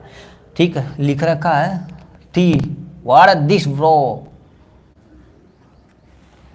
ठीक, फिर क्या लिख रखा है, ICCU यानी इंटेंसिव केयर यूनिट, और कहीं कहीं लिखा रहा था तुम्हारे पास, ठीक है, कार्डियक यूनिट भी लिखा रहा था, कोई टेंशन नहीं है। ठीक है, अब कोरोनरी यूनिट में तुम्हारे पास क्या होता है, also card intensive cardiac care unit भी बोला जाता है। ICU इज ए फैसिलिटिंग यानी facilitating that of the specialize and provide the intensive care, ये तरह का स्पेशल तरह का केवल और केवल कार्डियक पेशेंट को ही मेंटेन करता है, उसमें भी आपको दवा डिस्ट्रीब्यूट ले जाके करना है। For patient with heart condition like coronary heart disease होती है। ठीक है, फिर तुम्हारे पास क्या लिखा, यानी कार्डियक, ठीक है, डिसरेदमिया हार्ट अटैक या हार्ट डिजीज, इससे रिलेटेड जो भी दवाइयाँ यहाँ पर ले आकर करना, तो इसमें भी आपको करना पड़ेगा दवाइयाँ डिस्ट्रीब्यूट। NICU क्या होता है, NICU देखा जाए आल्सो कॉल्ड यानी इंटेंसिव केयर नर्सरी होता है। ठीक है, NICU is a extensive care unit होती है, दैट इज ए यानी डेविएट, ठीक है, डेडिकेटेड दे रखा, यानी देखा डेडिकेटेड टू द पेशेंट, ठीक है, केयर फॉर सिक एंड, तुम्हारे पास क्या लिखा है, पैटर्न। ठीक है, यहाँ पर पार्टनर होना चाहिए, पैटर्न, अच्छा प्री टर्म न्यू बेबी, ठीक है, प्री टर्म मतलब अभी वो बच्चा बेबी पैदा ही हुआ है तो उसको रखा जाता है। तो इसमें स्पेशल तरह की दवाइयाँ होती है, ठीक है, जो आपको डिस्ट्रीब्यूट करना है। सिंपल सा देखो क्या होता है, जैसे कोई न्यू बर्न बेबी भी पैदा हुआ, वो सही से डेवलप नहीं होगा तो उसको हम क्या बोलते हैं, NICU में रखा जाता है। ठीक है, NICU में रख के उसे डेवलप कराया जाता है। ठीक है, या कोई कंडीशन दी जाती है जिससे वो थोड़ा ग्रोथ करे। ठीक है, तो ये होता है इमरजेंसी वार्ड में। ठीक है, कैसे ले जा सकते हैं, इमरजेंसी वार्ड कॉल्ड यानी आल्सो कॉल्ड NC यानी एक्सीडेंट और इमरजेंसी डिपार्टमेंट। ठीक है, इमरजेंसी रूम होता है, ठीक है, और कंसुलेंट डिपार्टमेंट होता है। ठीक है, इसमें तुरंत पेशेंट आते हैं और इसमें मोस्टली इंजेक्शन वगैरह ही रखा जाता है। ठीक है, तो लिखा the emergency ward is a medical treatment facility that the specialize in the emergency medicine, इसमें केवल में इमरजेंसी मेडिसिन हो तो उसमें ले जाकर आपको देना रहता है। ठीक, patient who arrive without any appointment, मतलब यहाँ पर क्या कर सकते हैं, पेशेंट बिना अपॉइंटमेंट के लिए आप डायरेक्ट घुस सकता है। क्यों, क्योंकि जब तक ये अपॉइंटमेंट लेंगे तब तक ये मरमरा के दिक्कत हो जाएगी इनको। ठीक है, तो ये हो सकता है। ठीक, ठीक, ये हॉस्पिटल का है जी, ठीक, हॉस्पिटल का ऊपर लिखा हुआ है। ठीक है, ये हो जाएगा यहाँ से। अब इन सब में डिपार्ट में कौन कौन सा ले जाएंगे देखिए। ठीक है, in this unit drugs are available already, मतलब ऑलरेडी होता ही होता है, मगर आपको ये क्या करना पड़ेगा, वहाँ पर उपलब्ध कराना आपका काम है। सम ड्रग्स, जैसे तुम्हारे पास लिमिटेड ड्रग्स वहाँ पर स्टोरेज होना चाहिए। IV सोल्यूशन हर एक वार्ड में आपका होना चाहिए। इमरजेंसी ड्रग्स तो क्या होती है, जो तुम्हारे पास वहाँ पर होनी चाहिए। जैसे भी न्यू नीडल केयर का तुम्हारे पास है तो वहाँ पर प्रॉपर दवाइयाँ होनी चाहिए जो उसको लग रही हैं। ठीक है, ये होना चाहिए, इंजेक्शन होना चाहिए। तो ये सब तुम्हारे पास इसी के अंतर्गत आता है। ठीक है, ये हो जाएगा इनके बारे में। ठीक, ये हो जाएगा। 7वां नंबर क्वेश्चन की तरफ रुक करते हैं भाई, 7वां नंबर क्वेश्चन पे आते हैं। ठीक है,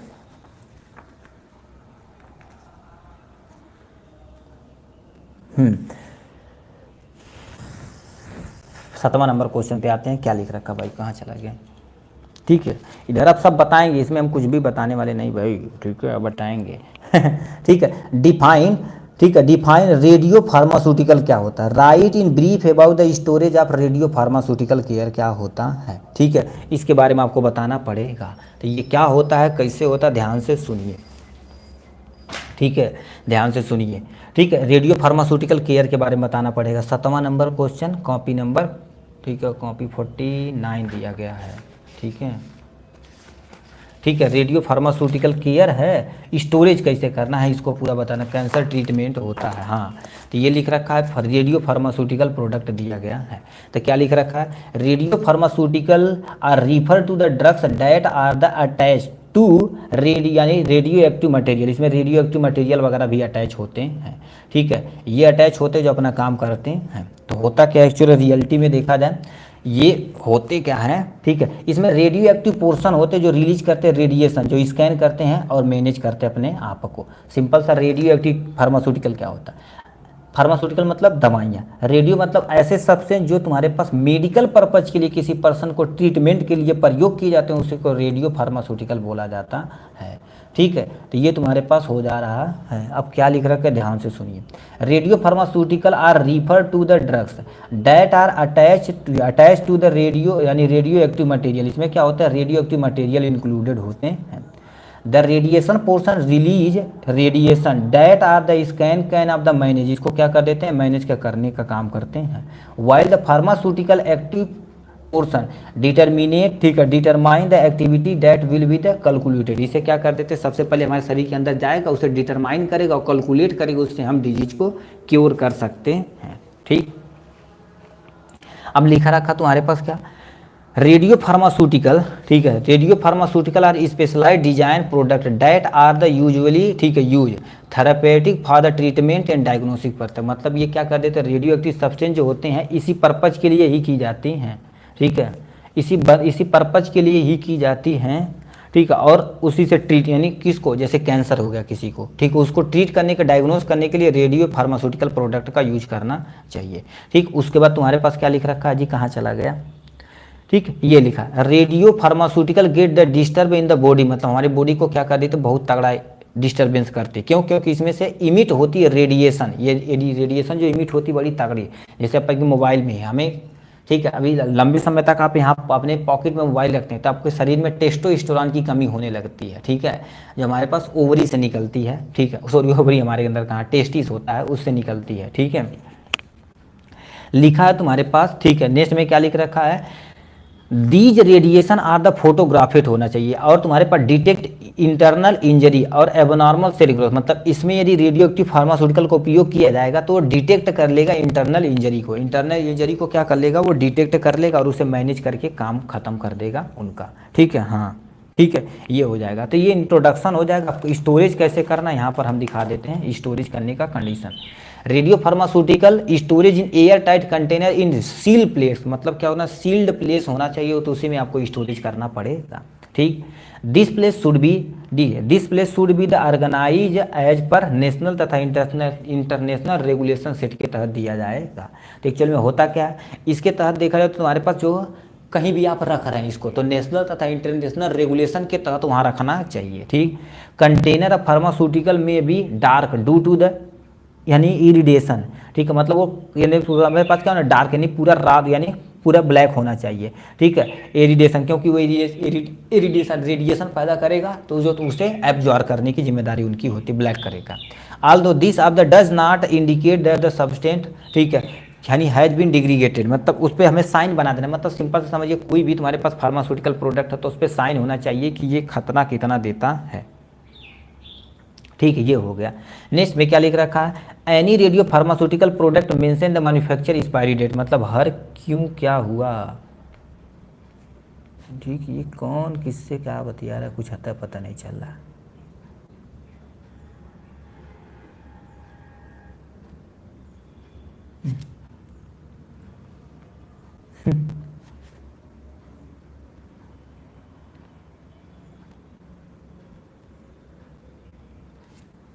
चलो ठीक है, कोई भी फार्मास्यूटिकल यदि प्रोडक्ट रहेगा तो उस पर पूरा मेंशन होना चाहिए कि इसका मैन्युफैक्चर कहिया हुआ है और एक्चुअल में कैसा है, कहिया एक्सपायरी डेट होगा, इसका यूज क्या होता है, वो सब कुछ उस पर लिखा होना चाहिए, ठीक, ये हो गया। अब नेक्स्ट पे हम आते हैं, नेक्स्ट पे क्या आते हैं गुरुदेव, कहाँ चला गया जी, कह दिया है यहाँ से 8वां नंबर क्वेश्चन, ठीक है।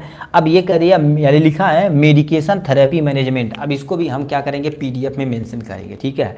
अब देखिए इसको भी तो बहुत ईजी क्वेश्चन है, ठीक है, कह दिया है यानी थेरेपी मैनेजमेंट कैसे करना है मेडिकेशन के द्वारा, उसको हम मैनेज कर देंगे इसमें। नेक्स्ट क्वेश्चन क्या पूछा, वेरियस टेस्ट फॉर द, यानी लिखा है assess renal function test, renal मतलब किडनी फंक्शन टेस्ट, जिसे केएफटी बोला जाता है, ठीक है, ठीक। तो इसमें काम करते तो इसको हम क्या कर देते, रीनल फंक्शन टेस्ट, लाओ भाई इसमें क्या कर देते हैं, 64 पेज पे आता है, ठीक है, 64 पेज आ जाएगा, renal function test, renal function test मतलब किडनी फंक्शन टेस्ट आता है, ठीक है, ये हो जाएगा यहाँ से। अब इसके लिए कईयों टेस्ट है, हम उसको बता देते अच्छे तरीके से, ठीक, हाँ, क्रेटिनिन हो गया, यूरिन टेस्ट हो गया, कलर टेस्ट हो गया, ये सब चीज़ें होती हैं। तो लिखा है रीनल अथवा kidney function test are evaluate by the urine test, मतलब हमारा पेशाब लेते हैं उसी के द्वारा डिटेक्ट कर लेते हैं, और किडनी फंक्शन टेस्ट हमारे ब्लड से भी होता है। द लिखा रूटीन यानी यूरिनालाइसिस होता है, performing the case any kidney problem in the, ठीक है, सस्पेक्ट इन एन इंडिविजुअल मतलब क्या होता है, इससे हमें पता चल जाता है हमारे शरीर के अंदर, ठीक है, हमारे शरीर के अंदर कोई भी किडनी की प्रॉब्लम हो रही है कि नहीं, ठीक है। अब यूरिन को हम एनालिसिस करेंगे, पहले पेशाब के द्वारा करेंगे, ठीक है। पेशाब के द्वारा क्या करेंगे, सबसे पहले पेशाब का कलर वगैरह देखेंगे, ठीक। अब यहाँ से आप बताइए कलर क्या होता है उसका, नॉर्मल कलर रहेगा, ठीक है, तो कोई दिक्कत नहीं, कभी कभी येलो तथा amber, but depend upon the your diet, हमारे डाइट और कुछ कुछ मेडिसिन खाते हैं हमारे, यदि आप कोई दवा खाते हैं ना तो आपका कलर चेंज हो सकता है, ठीक है। यदि दवा वो खा रहे हैं तो इसके थोड़ा सा आपका कलर चेंज हो सकता है, ठीक है, इससे कोई दिक्कत नहीं है, ठीक है। ऑर्डर देखा जाए तो तुम्हारे पास थोड़ा सा पंजेंट टेस्ट का होता है, ठीक है, थोड़ा सा अमोनिया तीक्ष्ण गंध का होता है, गंध हमसे पूछ रहा है तो अमोनिया की, ठीक है, अमोनिया की नेचर का होता है, ठीक है, अमोनिया नेचर तो तुम्हारे पास तीक्ष्ण गंध होता है, थोड़ा आउसाइन टाइप में। अब यहाँ से भैया आप पीएच लिख के दिखाइए, यूरिन के एक्चुअल में पीएच क्या होता है, ठीक है। ये देखो हम बताते हैं यूरिन में यूरिक एसिड होता है, एसिडिक नेचर का होता है, तो आप पीएच लिख के यहाँ कमेंट में दिखाइए।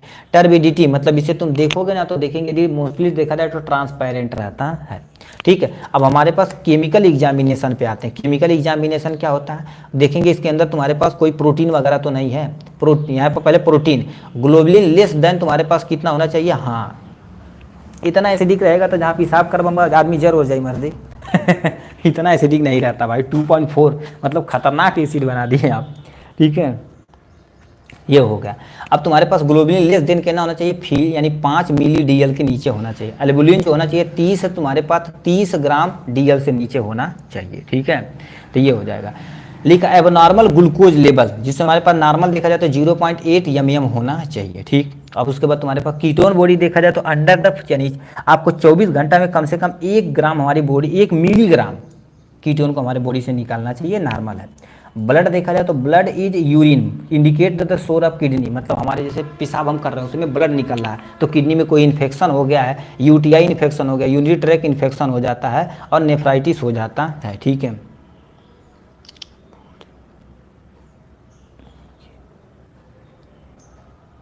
ये हो जाएगा।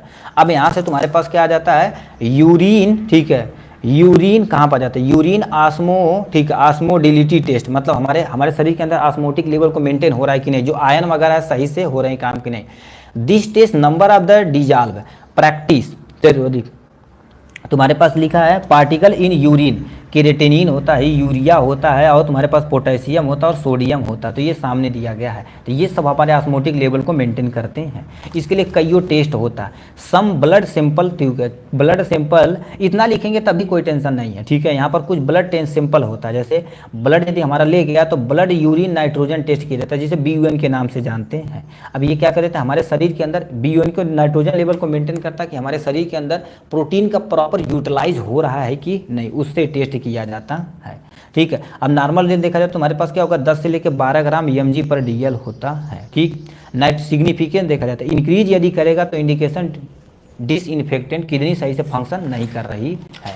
अब इसको हम केवल टेस्ट बता देते हैं, केरेटिनिन टेस्ट हो जाएगा, इसमें केरेटिन लेवल को मेंटेन करते हैं, ठीक, इसको साइड में करते हैं। केरेटिन क्लियरेंस टेस्ट होता है, इसमें केरेटिन लेवल को हमारे साथ मेंटेन क्लियरेंस टेस्ट करते हैं कि सही से फंक्शन कर रहा है कि नहीं, इसको थोड़ा सा देख लीजिएगा, ठीक है। यहाँ से यूरिया क्लियरेंस टेस्ट क्या होता है, यूरिया को डिटेक्ट करता है, हमारे यूरिन में जो यूरिया आता है तो इसमें कितना लेवल में है उसको डिटेक्ट करने का काम होता है, ठीक। इतना बहुत है, ठीक है, बहुत हो जाएगा, ठीक। तो आपको जो ब्लैक से लिखे यही नाम आपको लिख देना है, मोस्टली आपका काम हो जाएगा, ठीक। नेक्स्ट में क्या, ओ भाई क्या कर दिए जी, ठीक है, कर दिया क्या, ठीक है। इसमें क्या दिया है, what are the step involve the general treatment of poison, poison का जनरल ट्रीटमेंट आपको लिखना पड़ेगा। तो सबसे पहले पॉइजन लिखते हैं, टाइप ऑफ पॉइजन, स्टेप हम PDF में प्रोवाइड करा देंगे आपको, ठीक है, क्योंकि भाई जो बैचेस लिए हैं थोड़ा सा भाई उनको भी देखना पड़ेगा, ठीक है। ठीक है, तो ये तुम्हारे पास एक 10वां नंबर क्वेश्चन कॉपी 69 पेज तुम्हारे पास नंबर पे आते हैं, ठीक है। ये 60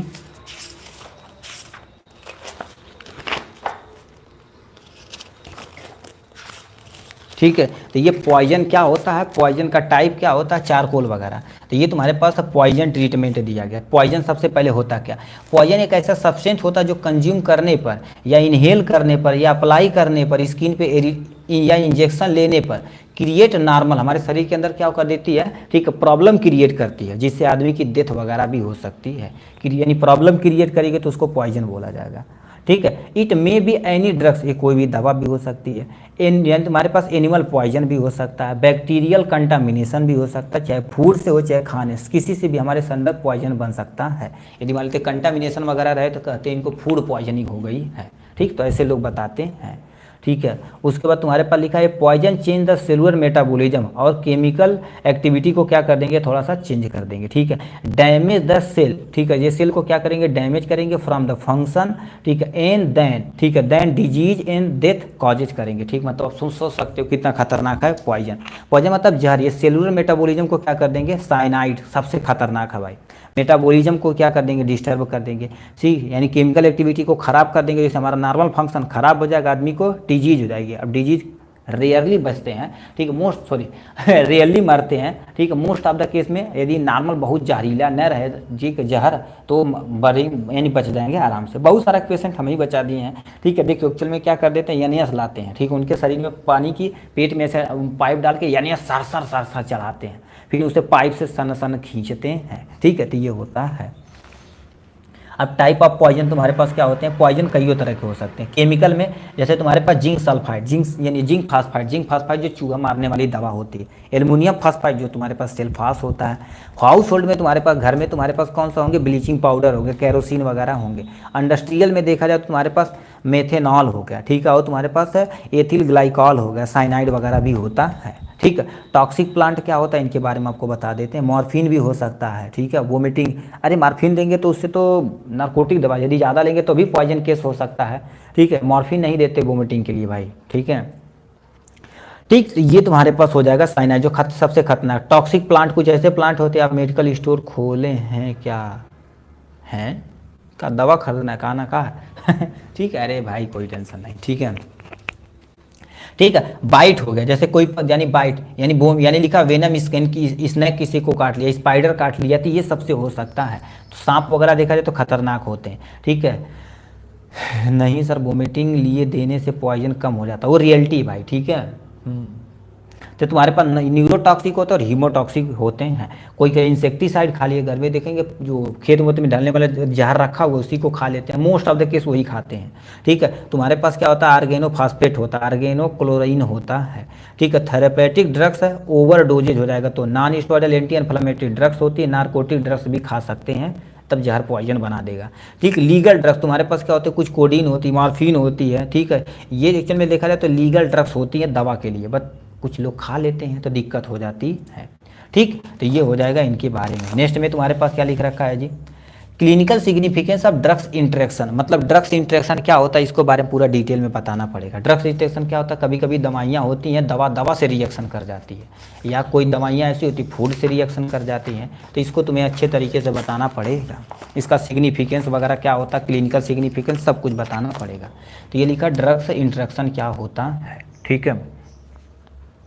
क्या लिख रखा है, a situation in which a substance affect a drugs activity, ये ड्रग्स एक्टिविटी को क्या कर देते हैं, इफेक्ट करते हैं, ठीक है। ड्रग्स एक्टिविटी के इफेक्ट करते हैं, इंक्रीज और डिक्रीज द इफेक्ट, मतलब ये क्या कर सकते हैं, चाहे दवा की जो साइड इफेक्ट है उसको चाहे बढ़ा देंगे चाहे घटा देंगे, ठीक है। और प्रोड्यूस ए न्यू इफेक्ट, मतलब एक नया इफेक्ट प्रोड्यूस करेंगे, डैट, ठीक है। Drugs dot does not produce on it's the own, इस टर्म अब तुम्हारे पास ड्रग्स, ठीक है, इंटरेक्शन बोले, सिंपल सा क्या होती है, ठीक है, ड्रग इंटरेक्शन विथ मिल्क, हाँ, जैसे टेट्रासाइक्लिन बोले जो मिल्क के साथ रिएक्शन, क्योंकि मिल्क में एक लैक्टिक एसिड होता है, उसके साथ वो रिएक्शन करके एक टॉक्सिक सब्सटेंस प्रोड्यूस करता है, तो दिक्कत हो जाती है। जैसे अभी आपके यहाँ जैसे चौराहे पर जाएंगे दवा वाले लेने ना, तो कहेंगे अच्छा भाई ये दवाई खाना तो ये थोड़ा सा परहेज करना, ऐसे आपको बताते हैं, ठीक है, यही चीज़ें होती हैं, ठीक। तो क्या लिखा है, ये situation even a substance affect the drugs activity, मतलब ये ड्रग्स की यानी एक्टिविटी को खराब करते हैं या पूरी तरह से डैमेज करते हैं। प्रोड्यूस ए न्यू इफेक्ट, क्या क्या कर देते हैं, न्यू इफेक्ट प्रोड्यूस करते हैं। Does not produce on its own, तुम्हारे पास टर्म तुम्हारे पास ड्रग्स इंटरेक्शन बोला जाता है। ये दो तरह से होते हैं, कभी कभी दवाई इंटरेक्शन हो जाता है जिसे हम ड्रग्स इंटरेक्शन बोलते हैं, कभी कभी ड्रग्स फूड इंटरेक्शन होता है जो दवा खाने के कारण से हो सकता है। Clinical signification of drugs interaction, कौन कौन सा सिग्निफिकेंस हो सकता है, पहला ड्रग्स इंटरेक्शन में have the major effect on the therapeutic result होता है। कहने का मतलब क्या होता है, ड्रग्स इंटरेक्शन में भी मेजर इफेक्ट करता है, थेरेपेटिक रिजल्ट को बहुत ज़्यादा खराब कर देता है। रिस्पॉन्स में भी इंक्रीज अथवा डिक्रीज कर सकता है, मतलब ये बढ़ा भी सकता है रिस्पॉन्स को, घटा भी सकता है। Several drugs interaction in the यानी का स्टिल अननोन होता है, कुछ ऐसी दवाइयाँ होती हैं उनको पता ही नहीं कि एक्चुअल में कुछ दवाई से कौन दवा रिएक्शन कर देती है, अपने आप होती है, क्योंकि बॉडी एक्टिविटी ही किसी किसी की ऐसी होती है और ड्रग्स के इंटरेक्शन होती है। किसी को देखो दवा खाएंगे ना तो कहते हैं एलर्जी हो जाती है, ठीक है, चाहे वो खाने से हो जाती है, चाहे दवा खाने से हो जाती है, चाहे दवा उनके शरीर के अंदर अपने आप हो जाती है, ठीक है, तो उसको ड्रग्स यानी हो सकता है, ठीक। तो ये सब एक्चुअल में पता नहीं है। तो इस तरह से देखा जाए तो हमने क्या कर दिया, ए बी पार्ट को पूरे अच्छे तरीके से कंप्लीट कर लिया है। अब इसको हम क्या करेंगे, ठीक है, पीडीएफ में प्रोवाइड करा देंगे एकदम अच्छे तरीके से, ठीक है, इतना तरीके से। अब ये पार्ट सी आप केवल देख लीजिए, इसको आपका जो सोल्यूशन वगैरह रहेगा, ठीक है, यहाँ पर दिया गया है, ठीक है, ये सब चीज़ तुम्हारे पास काम हो गया। यदि आप रेडी हैं तो आप क्वेश्चन बताएंगे, ठीक है, तो हम आप, ठीक है, हम पढ़ देते हैं, आप जो रहेगा वो कमेंट बॉक्स में धड़धड़ा के लिख दीजिए, ठीक है। हम एक भी क्वेश्चन यहाँ पर, ठीक है, सर करा दो, कोई टेंशन नहीं। पहला question, number of pharmacist for 200 bed, मतलब 200 पेशेंट के 200, ठीक है, हॉस्पिटल के 200 बेड का कोई हॉस्पिटल है, कितनी हॉस्पिटल यानी फार्मासिस्ट की रिक्वायरमेंट होती है। अब चलिए बताइए, इसमें हम, ठीक है, बताएंगे नहीं, केवल पढ़ देंगे, ठीक है। नंबर ऑफ हॉस्पिटल, ठीक है, number of hospital require for, यदि आप पीडीएफ प्रोवाइड कराएंगे, ठीक, वहाँ पर उस पर सब कुछ अच्छे तरीके से सॉल्व रहेगा। नंबर ऑफ, ठीक है, नंबर ऑफ हॉस्पिटल, तेरी कहाँ चला गया जी, ठीक है, कर दिया। Number of pharmacist require for the 200 bed in hospital, 15 होना चाहिए या 8 होना चाहिए या तुम्हारे पास 10 होना चाहिए या 20 होना चाहिए, ठीक है, ये हो गया। लार्ज हॉस्पिटल की एरिया कितना होना चाहिए, ठीक है, लार्ज हॉस्पिटल किसे कहते हैं, 1000 बेड रहेगा तब बोलेंगे, 500 से 1000 के बीच में रहेगा तब बोलेंगे, 100 से लेके 500 रहेगा तब, या लेस देन तुम्हारे पास है, ठीक है, लेस देन 100 रहेगा तब किससे लार्ज हॉस्पिटल बोला जाएगा, इसके बारे में दिया गया है। Minimum area for the hospital pharmacy, मतलब हॉस्पिटल फार्मेसी में कम से कम कितना एरिया होना चाहिए, 100 स्क्वायर फीट होना चाहिए या 200 स्क्वायर फीट होना चाहिए, 250 या तुम्हारे पास 400 स्क्वायर फीट होना चाहिए, ये बताना है, ठीक, ये हो जाएगा इनके बारे में, ठीक। चलिए 15, हाँ, इधर करेक्ट ऑप्शन है, ठीक है। अब तुम्हारे पास आते हैं यूनिवर्सल एंटीडोट, अब यहाँ से भाई बताइए, ठीक है, ये बताइए, क्वेश्चन अभी करवाया गया था, ठीक है। यूनिवर्सल एंटीडोट कंटेन, ठीक है, 100 स्क्वायर फीट, ठीक है, 100 स्क्वायर फीट ये करेक्ट है, ठीक है, 100 स्क्वायर फीट एटलीस्ट होना चाहिए, हो सके तो कितना मिनिमम हमसे कहा है, कर ये यूनिवर्सल एंटीडोट कंटेन करता है। यूनिवर्सल एंटीडोट कौन होता है, मैग्नीशियम ऑक्साइड या टेनियन, तुम्हारे पास क्या होता है, टेनिन एसिड होता है या charcoal is the correct option है। प्रेजेंस ऑफ प्रोटीन, हाँ भाई ये तो बताओ, ये क्वेश्चन सही है, ठीक है। अब बताइएगे, हैं आल होगा नहीं भाई, चारकोल यूनिवर्सल एंटीडोट माना जाता है, ठीक है भाई, आल होगा, ठीक, all of these, tannin, magnesium oxide, चलो कोई टेंशन नहीं। लिखा presence of protein in urea, present of, ठीक है, present of protein in urine, मतलब जो पेशाब करते हैं उसमें यूरिया यदि प्रेजेंट रहता तो उसे क्या बोला जाता है, ठीक है, उसे क्या बोला जाता है, पहले दे रखा था वो ग्लाइकोसूरिया या प्रोटोनूरिया। अब बताइए इसके, यदि हमारे पेशाब में यूरिया प्रेजेंट है उसे क्या बोले जाएंगे, ग्लाइकोसूरिया बोला जाएगा या प्रोटोनूरिया बोला जाएगा, ठीक है। चलो हम एक बार देख लेंगे, ठीक है, पीडीएफ में मेंशन करने उसकी टेंशन आप ना लीजिए, ठीक है, ठीक। अब यहाँ से हमसे कर दिया है, ठीक है, प्रेजेंस ऑफ यूरिन, हमारे पास presence of protein in urea, मतलब हमारे यदि पेशाब करने में, ठीक है, यूरिया प्रेजेंट उसे प्रोटोनूरिया बोला जाता है, ठीक है, प्रोटोनूरिया इधर करेक्ट ऑप्शन। नेक्स्ट में क्या लिखा, फार्मासिस्ट आर एसोसिएटेड विथ, मतलब फार्मासिस्ट क्या कर सकते हैं, डायग्नोज द डिजीज, मतलब डिजीज का डायग्नोज, केवल डिस्पेंसिंग करेंगे, दवा का डिस्पेंसिंग इधर करेक्ट हो जाएगा। Total number of copy purchase the order prepare are, मतलब टोटल नंबर कितनी कॉपी होनी चाहिए, ठीक है, तो उसके बारे में आप बताना, 5 होनी चाहिए, 6, 7 या 9 होनी चाहिए। कोल्ड स्टोर कितना होना चाहिए, कोल्ड स्टोर ये भी हम आपको क्वेश्चन करा चुके हैं, ठीक है, क्वेश्चन करा चुके हैं भाई, ठीक है, क्वेश्चन करा चुके हैं, कोल्ड स्टोर कितना होना चाहिए, डिस्पेंसिंग तो सही है, इसमें आप यहाँ से बताइए, ठीक है, यहाँ से 2 क्वेश्चन दिया है, ठीक है, यहाँ से क्वेश्चन दिया है, कोल्ड स्टोरेज कितना होना चाहिए, 7 कॉपी होनी चाहिए, चलो कोई टेंशन नहीं, ठीक है, तो ये होना चाहिए। नेक्स्ट में तुम्हारे पास क्या होना चाहिए, ठीक है, कोल्ड स्टोरेज टेम्परेचर कितना होना चाहिए, यहाँ पर यानी 2 से लेकर 8 डिग्री, 10 से लेकर 14, 15 से लेकर 18, नन ऑफ दीज, 2 से 8 is the correct option. Cold store पूछा भाई, कोल्ड स्टोर 2 तरह का स्टोरेज होता है, तो टेबल बताए थे भाई, ठीक है, तो यहाँ पर देख लीजिएगा एक बार इसको, ठीक है। नेक्स्ट में क्या दे रखा है यहाँ से, ठीक है। अब यहाँ पर हम क्या आते हैं, इस पे चले आते हैं, देखिए सामने दे रखा है 2 से 8 डिग्री करेक्ट है भाई, चलो ठीक है, लिखा is the activity require for, ठीक है, कोल्ड प्लेस पूछा था कि कूल प्लेस पूछा था भाई, कोल्ड है जी, ठीक है, कोल्ड है तो दूसरा होता है, कोल्ड हम जानते हैं, ठीक है, चलो जाने दो भाई, ठीक है जाने दीजिए, ठीक है, लिख रखा है is the activity require for the organisation to deliver good service and customer, supply chain होना चाहिए या कोल्ड चेन होना चाहिए, तो इस पे टिक मारना पड़ेगा, ये 2024 में क्वेश्चन पूछा गया था। Patient who come to the patient यानी hospital with the general symptom like fever हो गया, ठीक है, कोल्ड हो गया, कॉमन हो गया, इस समय कौन आता है, जनरल आउटडोर आता है या इनडोर आता है, आउटडोर होकर ओपीडी में दिखा के वो चला जाता है, ठीक है। Disease of brain due to the abnormal electric discharge is known as, उसे इपिलिप्सी बोला जाता है, यानी उसे रिकरेंट यानी कामा बोल, कामा नहीं, कोमा में तो चले जाएंगे तो उनको कुछ हद तक पता नहीं रहेगा, ठीक है। डिसऑर्डर एबनॉर्मल इलेक्ट्रिकल डिस्चार्ज होता है, उसे मिर्गी बोला जाता है, इपिलिप्सी द करेक्ट ऑप्शन हो जाएगा। जब हमारे पास क्या दे रखा है जी, हार्ट रेट, तुम्हारे पास increase in heart rate, heart rate यदि इंक्रीज हो जाता है, ठीक है, इपिलिप्सी होता है, करेक्ट ऑप्शन हो जाएगा। नेक्स्ट में आप बताइए, ठीक है, इपिलिप्सी द करेक्ट ऑप्शन, ठीक है। नेक्स्ट में क्या लिख रखा है बाबू, increase in heart rate, heart rate को इंक्रीज जो कराता है, अरे मेरी ही बात है कई भाई इपिलिप्सी बोल दी है, ठीक है, हार्ट रेट कह दिया है, increase in heart rate, heart rate उसे कहते हैं तो ब्रैडीकार्डिया बोलते हैं, ट्रैकीकार्डिया बोलते हैं, कहते हैं हार्ट अटैक आ गई हो, ठीक है, तो ट्रैकीकार्डिया बोला जाता है, तो टिक मार देंगे इस पे। नेक्स्ट में लिखा है test is you detect the bile pigment, मतलब हमारे शरीर के अंदर तुम्हारे पास जो बाइल पिगमेंट का तुम्हारे पास होता है, ठीक है, बाइल पिगमेंट कैसे ट्रीटमेंट किया जाता है, तो सबसे पहले पल्मोनरी फंक्शन, नो ये भी रॉन्ग हो जाएगा, वो तुम्हारे पास फोर्थ पेज ये भी रॉन्ग हो जाएगा, तो लिपिड पैनल देखते हैं, लिपिड पैनल में देखते हैं कि एक्चुअल में लिपिड वो बाइल की मात्रा है कि नहीं, तो lipid panel is the correct option, ठीक है, क्योंकि बाइल, ठीक है, रीनल फंक्शन से नहीं देखते भाई, ठीक है, एक टेस्ट होता है रीनल टेस्ट में, एक टेस्ट होता है, ठीक है, जिस पे काम किया जाता है, रीनल फंक्शन टेस्ट पे एक काम होता है जिसे बाइल को डिटेक्ट करने के लिए उपयोग किया जाता है। लिपिड पैनल तो हमारे शरीर के अंदर फैट को डिपोजिशन को देखता है, चलो कोई टेंशन नहीं। लिखा है 6 मिनट वॉक टेस्ट इज, मतलब 6 मिनट टास्क किसके लिए किया जाता है, फ्लूड, ठीक है, फ्लूड प्रे, ठीक है, प्रे डिपरेटिव टेस्ट, या तुम्हारे पास पल्मोनरी फंक्शन टेस्ट, या तुम्हारे पास क्या कर दिया जाता है, ठीक है, और तुम्हारे पास फोर्स टेस्ट किया जाता है, या मॉडिफाई गेल्सन टेस्ट किया जाता है, ठीक है, तो इस पे बता देंगे यहाँ से, ठीक है। नेक्स्ट में तुम्हारे पास BAL is also known as, बाल को क्या बोला जाता है, लिख रखा यानी डाईमेरकैप्टॉल होता है, या तुम्हारे पास डिसफेरिनो, ठीक है, फेरियोजीन होता है, या नेलोपेरिफिन होता है, सोडियम नाइट्रेट होता है, कौन सा सही इसमें बताना पड़ेगा। लिखा है when type of poison is not known, मतलब ऐसे जो तुम्हारे पास टाइप ऑफ पॉइजन नहीं पता होता है, ठीक है, तो उसे हम उसके लिए एंटीडोट प्रयोग करते हैं, फिजियोलॉजिकल या केमिकल या मैकेनिकल या यूनिवर्सल, हमें नहीं पता रहता तो हम यूनिवर्सल एंटीडोट का प्रयोग करते हैं, तो डी करेक्ट हो जाएगा।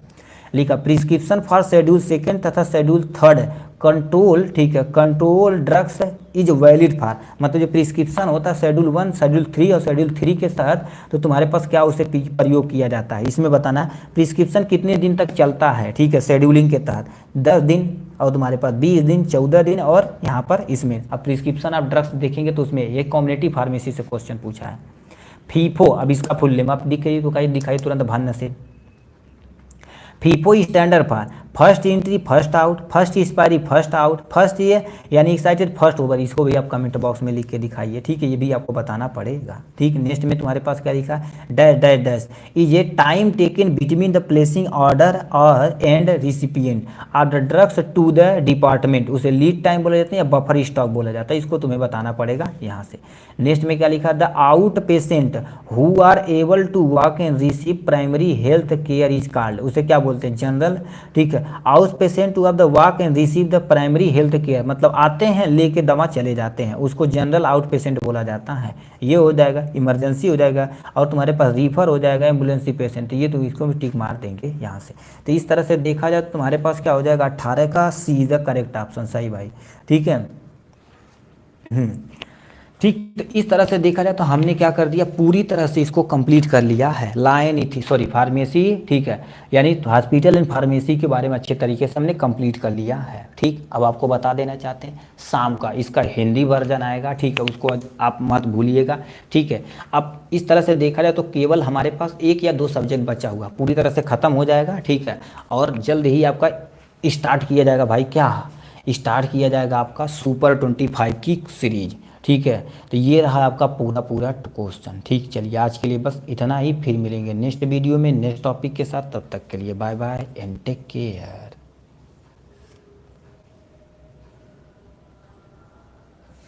जी क्या हो गया भाई।